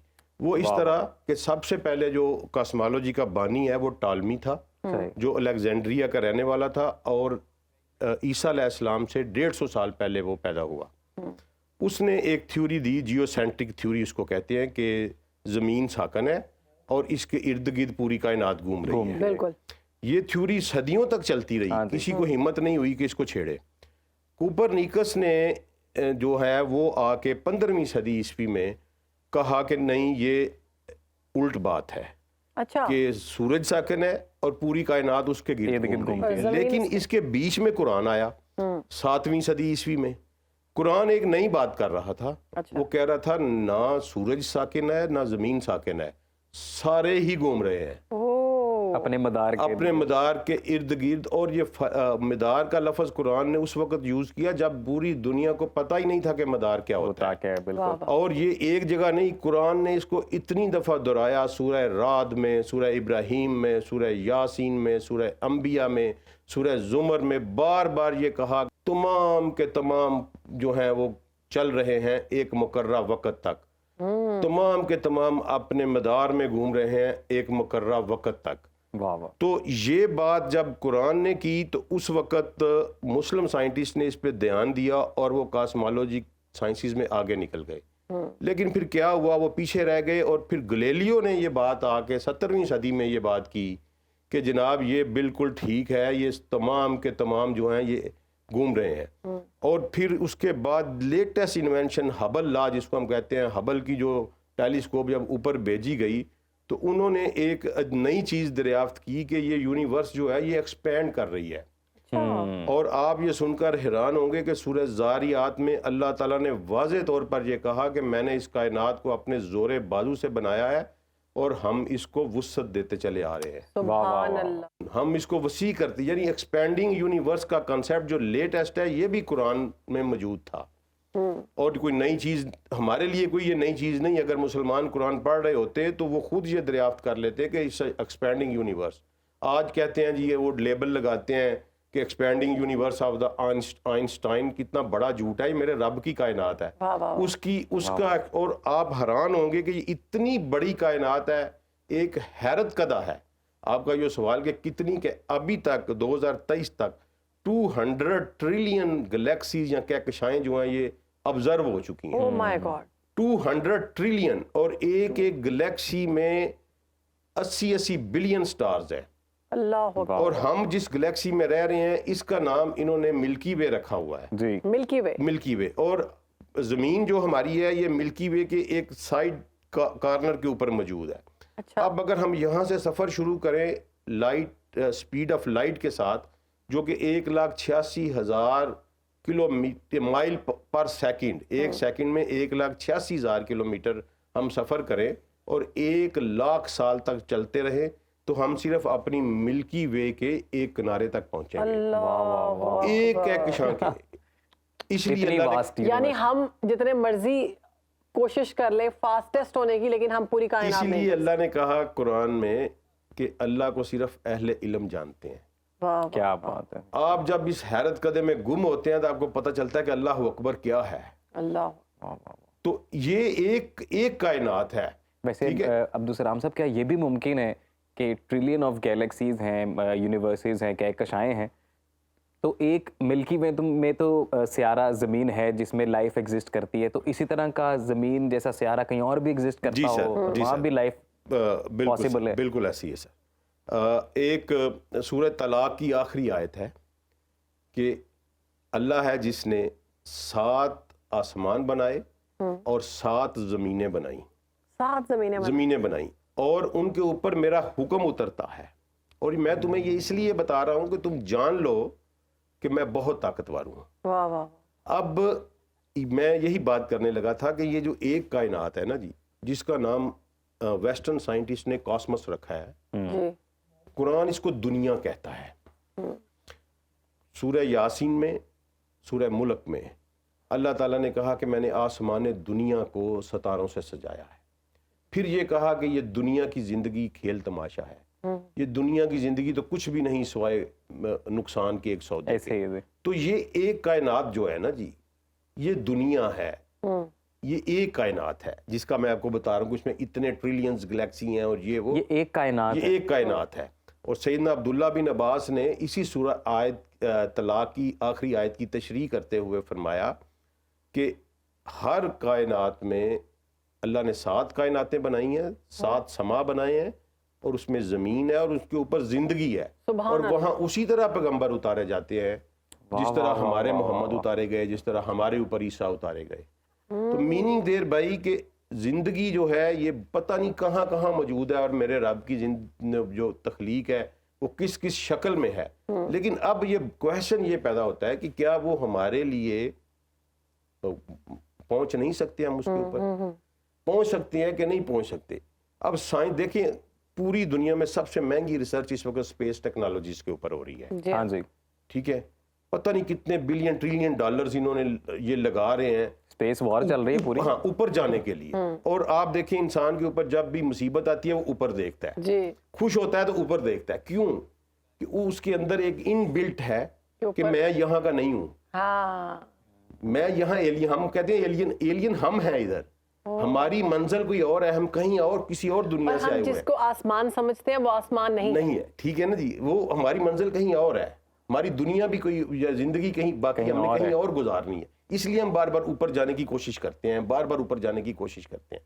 तो कुरान ने बड़े वाज़ेह अंदाज में सूरह रहमान में कहा कि ए जिन्नो इंसान, अगर तुम चाहो भी तो जमीन और आसमान की हदूद से बाहर नहीं निकल सकते, अच्छा, लेकिन सुल्तान के साथ निकल सकते हो। सुल्तान, इल्ला भी सुल्तान, ये लफ्ज यूज किया, अच्छा। कि सुल्तान के साथ निकल सकते हो, यानी पॉसिबिलिटी निकलने की मौजूद है अगर आपके पास सुल्तान हो। और सुल्तान क्या है? सुल्तान क्या है? सुल्तान में देख बड़ी खूबसूरत अल्लाह ताला ने अपने नबी को एक दुआ दी कि आप मुझसे मांगें, रब्बी अदखिलनी मुदखला सिद्कियों व अखरिजनी मुखरज सिद्कियों व जल्ली मिन लदुनका सुल्तानन नसीरा, कि ए रब मुझे जहाँ भी दाखिल कर सच्चाई से दाखिल कर, जहाँ से भी निकाल सच्चाई से निकाल, और एक सुल्तान को मेरा मददगार बना दे। वाह वाह वाह वाह। अल्लाह ने अपने नबी को खुद कहा कि मुझसे सुल्तान मांगो, और फिर उन्हें सुल्तान दिया गया, इसलिए उन्होंने मावराए कायनात का सफर किया। वाह वाह वाह। शब मिराज का जो शब वाक़या है। मिराज का जो सफर है, ठीक है वाह, जी। वाह, वाह। और आप वो शब मिराज वाली जो इसरा की आयत है, सूरह बनी इसराइल की पहली आयत है, वो उसको पढ़ आप लें। पढ़ें कि पाक है वो जात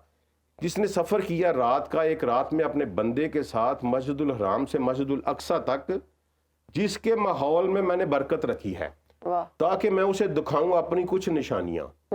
अब बरकत क्या है, रहमत क्या है और करम क्या है, ये 3 लफ्ज कुरान में यूज हुए हैं, इस पे हम फिर अगले किसी प्रोग्राम में बहस करेंगे। ये मेटाफिजिकल वर्ड है। सुल्तान, सुल्तान, बरकत, रहमत, करम, अच्छा, वाह वाह ये वाह, सारे के सारे इनका मेटाफिजिकल है। मैं अच्छा। आप एक प्रोग्राम रखें, मैं आपको साबित करूंगा कि ये मेटाफिजिकल क्या है। बात है। अच्छा अब्दुल ठीक है। सलाम साहब, जी, ये जी। चांद पे जो पहुंचने की बातें कर जी रहे हैं जी लोग, जी, क्या वाकई चांद पे पहुंच रहे हैं? देखिए चांद पे पहुंचे हैं, पहुंच सकते हैं, लेकिन इनकी सारी जो कोशिश है ये रायगां गई है। ये जिंदगी की तलाश में निकले थे। अल्लाह ने कुरान में वाज़े तौर पर कह दिया कि ये तुमसे चांद के बारे में पूछते हैं, इन्हें कह दो कि इसका मुसर्रफ टाइम की कैलकुलेशन है, वाह वाह वाह। और इसके ये अलावा कुछ नहीं। अब ये कुरान- पीछे आ गए, चांद से हट गए, अब मरीख की तरफ चले हाँ गए। जी, अब मार्स कुरान में में चांद के बारे में क्या है निशानियां? चांद के बारे में अल्लाह ताला ने ये कहा है कि ये मैंने इसको बनाया है महीनों की कैलकुलेशन के लिए, वाह वाह वाह। टाइम की कैलकुलेशन के लिए, ठीक है। इसी तरह अल्लाह ने सितारों के बारे में बताया। तो हम ऐसे ही देखते हैं ना और- चांद की तारीख। जी हाँ, बिल्कुल बिल्कुल। और जहां तक अल्लाह ने सितारों के बारे में जब बात की, तो सितारों के बारे में अल्लाह ने बहुत सारा बयान किया और कसमें खाई। देखें सूरह वाक़या में अल्लाह ने कहा कि मुझे कसम है सितारों के ठहरने के मकाम की, वाह और अगर तुम समझो तो ये बहुत बड़ी कसम है। वाह वाह वाह। और उससे अगली बात की कि बेशक 2 कसमें खा के, एक कसम खाई और फिर कहा कि ये बहुत बड़ी कसम है जो मैं ये खा रहा हूँ। सितारों का मकाम क्या है कि सितारा जब बुझ जाता है तो ब्लैक होल में ब्लैक होल बन जाता है, बिल्कुल। और वो अपने अंदर खींच लेता है हर हाँ चीज जी, को, हाँ अपने जी। इर्द गिर्द की हर चीज को, इतना बिल्कुल। पावरफुल हो जाता है।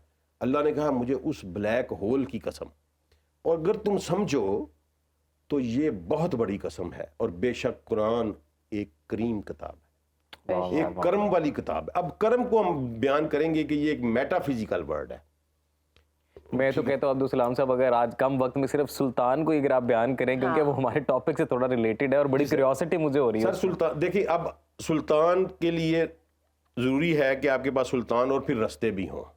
सूरह मोमिनीन में आयत नंबर 17 में अल्लाह ताला ने वाज़े तौर पर कह दिया कि हमने तुम्हारे ऊपर 7 रस्ते बनाए हैं, और यकीन करें तरीक का लफ्ज़ यूज़ किया है। अगर आप सऊदी अरब गए हैं, आप देखेंगे आज भी वहाँ सड़क के लिए तरीक का लफ्ज़ यूज होता है। तरीकुल हिजर, तरीकुल फैसल, तरीकुल खालद, ये मक्का में बोर्ड लगे हुए हैं।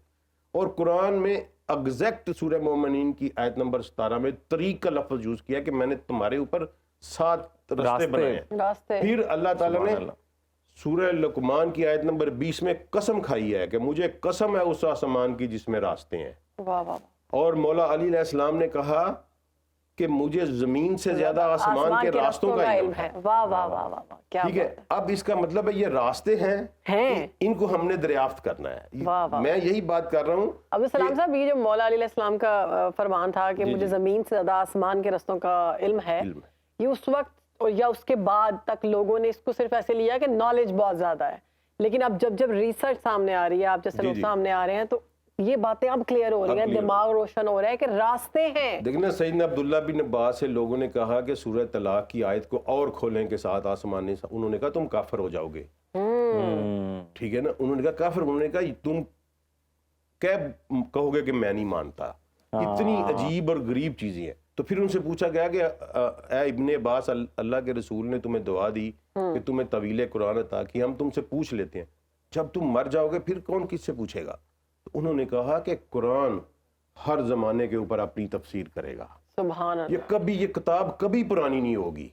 ये कभी पुरानी नहीं होगी। इसमें से साइंस तो अभी बहुत पीछे है ना, ये कि साइंस तो अभी इन रस्तों तक नहीं पहुंची, साइंस तो अभी यहाँ तक नहीं पहुंची कि और कायनातें भी हैं। जैसे हजूर मोहम्मद तमाम जहानों के लिए भेजे गए, उस तरह से ये किताब भी तमाम जहानों की किताब। मेरी जिंदगी का मकसद ये है कि मैं अपनी नौजवान नस्ल को ये बताऊं कि ये किताब जो है ये जंतर मंतर की, सवाब की या दम दरूद की किताब नहीं है।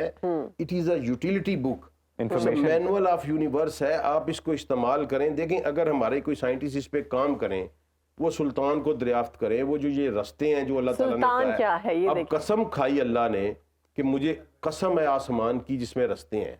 हाय हाय। तो इससे बड़ी बात और क्या हो सकती है? हम उस पर बिलीव करते हैं कि ये रास्ते जरूर मौजूद हैं कहीं ना कहीं, ठीक है, और हमने वो तलाश करने हैं। और साथ साथ अल्लाह ने ये भी कहा कि मैंने सूरह ज़ारियात में कहा कि मैंने तमाम ज़मीनों आसमान की हर चीज़ को तुम्हारे लिए मुसख्खर कर दिया। It is open to you, go for that, come. अल्लाह बार बार बुलाता है कि आओ इसको दरियाफ्त करो, पहुंचो, ये मैंने तुम्हारे लिए बनाया ये सारा कुछ। और उसके बाद अल्लाह ने एक बड़ा खूबसूरत कुरान में लफ्ज़ यूज किया सबाबा का। सबाबा अल्लाह वो जो आप कह रहे हैं ना, सुल्तान एक्चुअल सबाबा है। सबाबा क्या है? सबाबा आसमान की तरफ जाने वाले एक रास्ते का नाम है। ठीक है जी। ये जुल्करनैन के जो वाक़या है सूरह कहफ में, वहाँ भी सबाबा यूज़ हुआ। और इसके अलावा सूरह साद में अल्लाह ताला ने कहा कि ये समझते हैं कि ज़मीन और आसमान की बादशाही इनके पास है। अगर इनके पास है तो फिर ये सबाबा पे चढ़ के दिखाएं। अच्छा, ठीक है। फिर एक और आयत है, उसमें कहता है, फ़िरौन कहता है हामान को कि हामान मेरे लिए एक ऊंचा टावर बनाओ ताकि मैं सबाबा पे चढ़ के मूसा के रब को देख सकूं। और फिर जब जुल्करनैन के सफर का, इस पे हम एक सेपरेट प्रोग्राम करेंगे सूरह कहफ के ऊपर। हाँ, ठीक है। सम्राकुलस सूरा, वाह वाह, और जदीद दौर की सूरा है वो जी। क्या बात है। और वो जो वाक़या है वही बड़ा आपको। जुल्करनैन को भी जब कहा तो उन्होंने कहा कि हमने इसको सबाबा अता किए हैं। फ़ातबा व सबाबा, फिर वो एक सबाबा पे चला, सुम्मा फ़ातबा व सबाबा, फिर वो एक और सबाबा पे चला। तो मीनिंग देर भाई कि अल्लाह ने बताया है कि आसमान की तरफ जाने वाले या इंटरगैलेक्टिकल जो आपकी मूवमेंट है, उसके लिए एक रास्ता है जिसका नाम सबाबा है। ठीक है। अब ये तलाश करना है इंसान ने, क्योंकि अल्लाह ने कहा कि मैंने ज़मीन और आसमान तुम्हारे लिए मुसख्खर कर दिए हैं। अब्दुल सलाम साहब, अभी कुरान के रास्तों के बारे में आप बता रहे हैं, बड़ी खूबसूरत बात आपने की और बड़ी हैरान कर देने वाली बात है। तो अब रास्ते हैं तो ये किरण दरवाजे भी होंगे फिर? जी बिल्कुल, ये कॉमन सेंस की बात है ना। दरवाजा है तो अगर कोई रास्ता है तो वो कहीं ना कहीं जाता है, स्टार्ट भी कहीं से होता है, स्टार्ट भी होता है और कहीं उसकी डेस्टिनेशन भी है। तो क्या आसमान में दरवाजे भी हैं? हाँ जी बिल्कुल। तो ये बड़ा वाज़े तौर पर अल्लाह ताला ने कुरान पाक में एक दफ़ा नहीं कई दफ़ा कह दिया कि सूरह अराफ की आयत नंबर 40 में अल्लाह ने कहा कि ये लोग जो मेरी आयात को जुटलाते हैं, मैं इनके लिए आसमान के दरवाजे कभी नहीं खोलूंगा। ओहो सुभान अल्लाह। मीनिंग देयर बाई के डोर्स हैं। उसके बाद सूरह हिजर की आयत नंबर 14 में उन्होंने कहा कि अगर हम इन पर आसमान का दरवाजा खोल दें और ये उसके ऊपर चढ़ भी जाए तो फिर भी कहेंगे कि ये एक जादू है। बेशक। ठीक है। फिर सूरह कमर की आयत नंबर 11 में अल्लाह ने कहा कि हम आसमान के दरवाजे को, हमने आसमान के दरवाजे को खोला और पानी का एक सैलाब, जो सूरह नूह के सैलाब का जब जिक्र किया सूरह कमर में, तो कहा कि हमने आसमान के दरवाजों को खोला और उसमें से पानी का सैलाब फेंका। ठीक है। इसी तरह सैयदना अब्दुल्ला बिन उमर की एक हदीस है कि यरमूक में जब हम फंस गए और हमें उन्होंने सराउंड कर लिया रोमियों ने, और हमें अपनी मौत नजर आने लगी, तो हमने आसमान की तरफ मुंह करके दुआ की कि यार मोहम्मद के रब, मोहम्मद की उम्मत की मदद कर। तो वो कहते हैं मैंने देखे कि आसमान के दरवाजे खुले और उसमें से घुड़सवार निकले और 1 लाख रोमियों का लश्कर भाग गया बगैर किसी रीजन के। ठीक है। मीनिंग देयर बाई कि आप, जैसे हम ये भी सुनते हैं कि फलां जंग में आसमान से फरिश्ते घोड़ों समेत आते हुए दिखाई दिए, आते थे, तो वो दरवाजे हैं। ठीक है। और फिर इस पे हम एक तफसीली डिस्कशन करेंगे कि रब जो कहता है कि रब्बुल मशरिकैन व रब्बुल मगरिबैन, ये मशरिकैन क्या है और मगरिबैन क्या है? ये दरवाजे हैं। बिल्कुल, ये दरवाजे हैं। मशरिकैन वो दरवाजे हैं जहाँ से निकला, जहाँ से चीजें इस दुनिया में दाखिल होती हैं, और मगरिबैन वो है जो यहाँ से वापस वहाँ जाती हैं। सुभान अल्लाह। ये खूबसूरत, तो इस पे हम पूरा एक प्रोग्राम इंशाल्लाह करें। बहुत खूबसूरत डिस्कशन। दिल करता है कि ये चलती रहे और हम सुनते रहें, और इतना नॉलेज है, इतनी चीज़ें वाज़ेह हो रही हैं जो इससे पहले हम सुनते थे और बस सुनते थे। ये दरवाज़ों वाली बात सुनो, पाकिस्तान को एक और एजाज के दीन को आसान करने के लिए इतने शानदार सेगमेंट का आगाज किया। अब्दुल सलाम साहब कुरानिक स्टडीज के एक्सपर्ट हमारे साथ मौजूद हैं। सर बहुत शुक्रिया आपके बहुत शुक्रिया आपका भी, आपने प्लेटफॉर्म दिया और इंशाल्लाह ये एक बेहतरीन रिजल्ट लेके आएगा। ज़रूरत है आप जैसे लोगों का जो हमें बताएं। हमारे नौजवानों में पढ़े लिखी की जो क्लास है हमारी, वो कुरान की तरफ राग़ब हो, यही हमारा मिशन है। बहुत शुक्रिया सर। एक छोटी सी ब्रेक के बाद हाजिर होते हैं।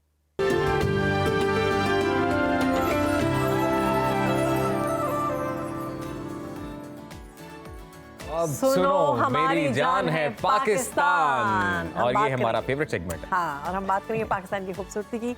तो अगर हम बात करें पाकिस्तान के कल्चर की, तो बहुत खूबसूरत कल्चर है, और सकाफत की बात की जाए, तहजीब की बात की जाए, विरसों की बात की जाए, तो पाकिस्तान में इन चीज़ों को बहुत ज़्यादा पसंद किया जाता है। और एक शायद मानो खूबसूरत चीज़ यहाँ पे कि अब जैसे जैसे पाकिस्तान में टूरिज़्म बढ़ता जा रहा है, हमारे यहाँ पर रिलीजियस टूरिज़्म में भी इजाफा होता जा रहा है, क्योंकि यहाँ पर कई मज़ाहिब की जो इबादत गाहें हैं वो मौजूद हैं, जिनका ताल्लुक तारीख से है, तो उसको विजिट करने के लिए दुनिया भर से लोग पाकिस्तान में अब विजिट करते हैं। अच्छा, हमारे जो विरसे हैं उनकी हिफाजत की जा रही है, उनको संभाला जा रहा है। कौमी विरसा बाकी कौमों के लिए मुमताज़ करार पाता है। लोगों को बड़ा अच्छा लगता है अगर हम अपनी पुरानी चीज़ों को जाकर देखते हैं, अपनी मसाजिद को देखते हैं, तब का काम देखते हैं कि लोगों ने किस तरह से खूबसूरती से, हाथ से, मेहनत से वो एक एक ईंट को खूबसूरती से बनाया। और बिल्कुल, और जब हम लाहौर शहर की बिलखसूस बात करते हैं, तो यहाँ पर मुगलिया तर्ज़ तामीर के जो शाहकार मौजूद हैं वो अपनी मिसाल आप हैं। उन्हीं में अगर मसाजिद का बिलखसूस जिक्र करें तो मस्जिद वज़ीर Khan is one of the beautiful, जो एक जगह है जहाँ पर आपको जाना चाहिए, आपको देखना चाहिए अगर तो आप नहीं गए। तो वैसे अभी हम वर्चुअली आपको लिए चलते हैं, हमने एक रिपोर्ट तैयार किया, ये देखते हैं।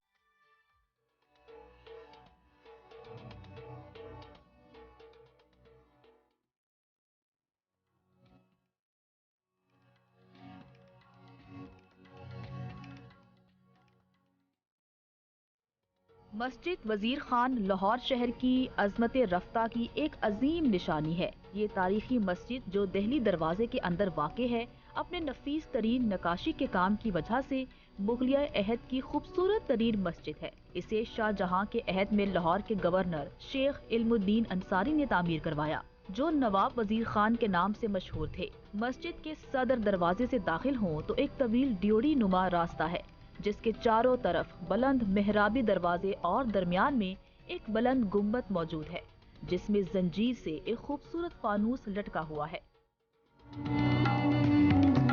मस्जिद के मुख्तलिफ हिस्सों में कुरानी आयात, अहादीसे मुबारका, अस्माउल नबी सल्लल्लाहु अलैहि वसल्लम और सहाबाए कराम रज़ी अल्लाह ताला अन्हुम के नाम कुंदा किए गए हैं, जो मुगल तर्ज तामीर का खासा है। मस्जिद के सहन के मरकज में वुजू के लिए हौस बना हुआ है। मस्जिद के चारों मीनार छोटी सुर्ख ईंटों से तामीर किए गए हैं। मीनारों पर इशार या खताती नहीं, गलकारी और नकाशी का नफीस और दीदा ज़ेब काम किया गया है। मस्जिद के कुल 6 गुंबद हैं। गुंबदों की अंदरूनी जानिब और मेहराबों पर की गई खताती इतनी उम्दा और महारत से की गई है कि बेसाख्ता जबान से सताइशी अल्फाज निकलते हैं।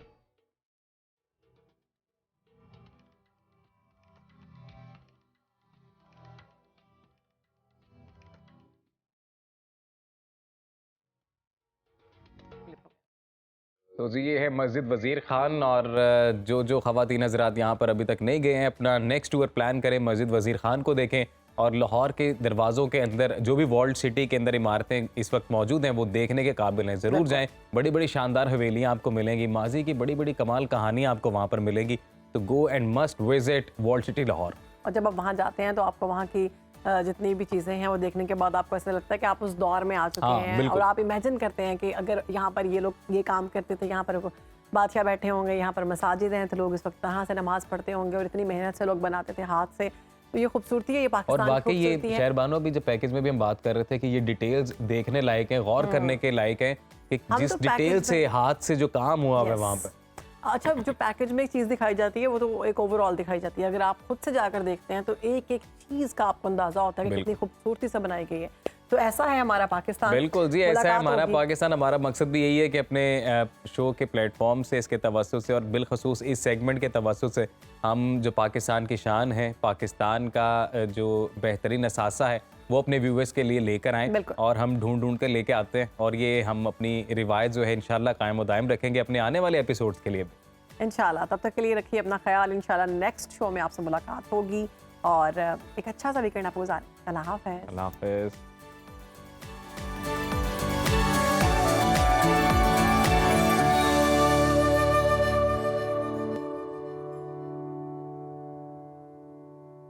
आप कहीं भी हो, वक्त कोई भी हो, बाखबर रहिए दुनिया के हालात व वाक़यात से। अभी सब्सक्राइब कीजिए सुनो न्यूज़ के YouTube चैनल को और क्लिक करें बेल आइकन को, ताकि आप हमेशा बाखबर रह सकें।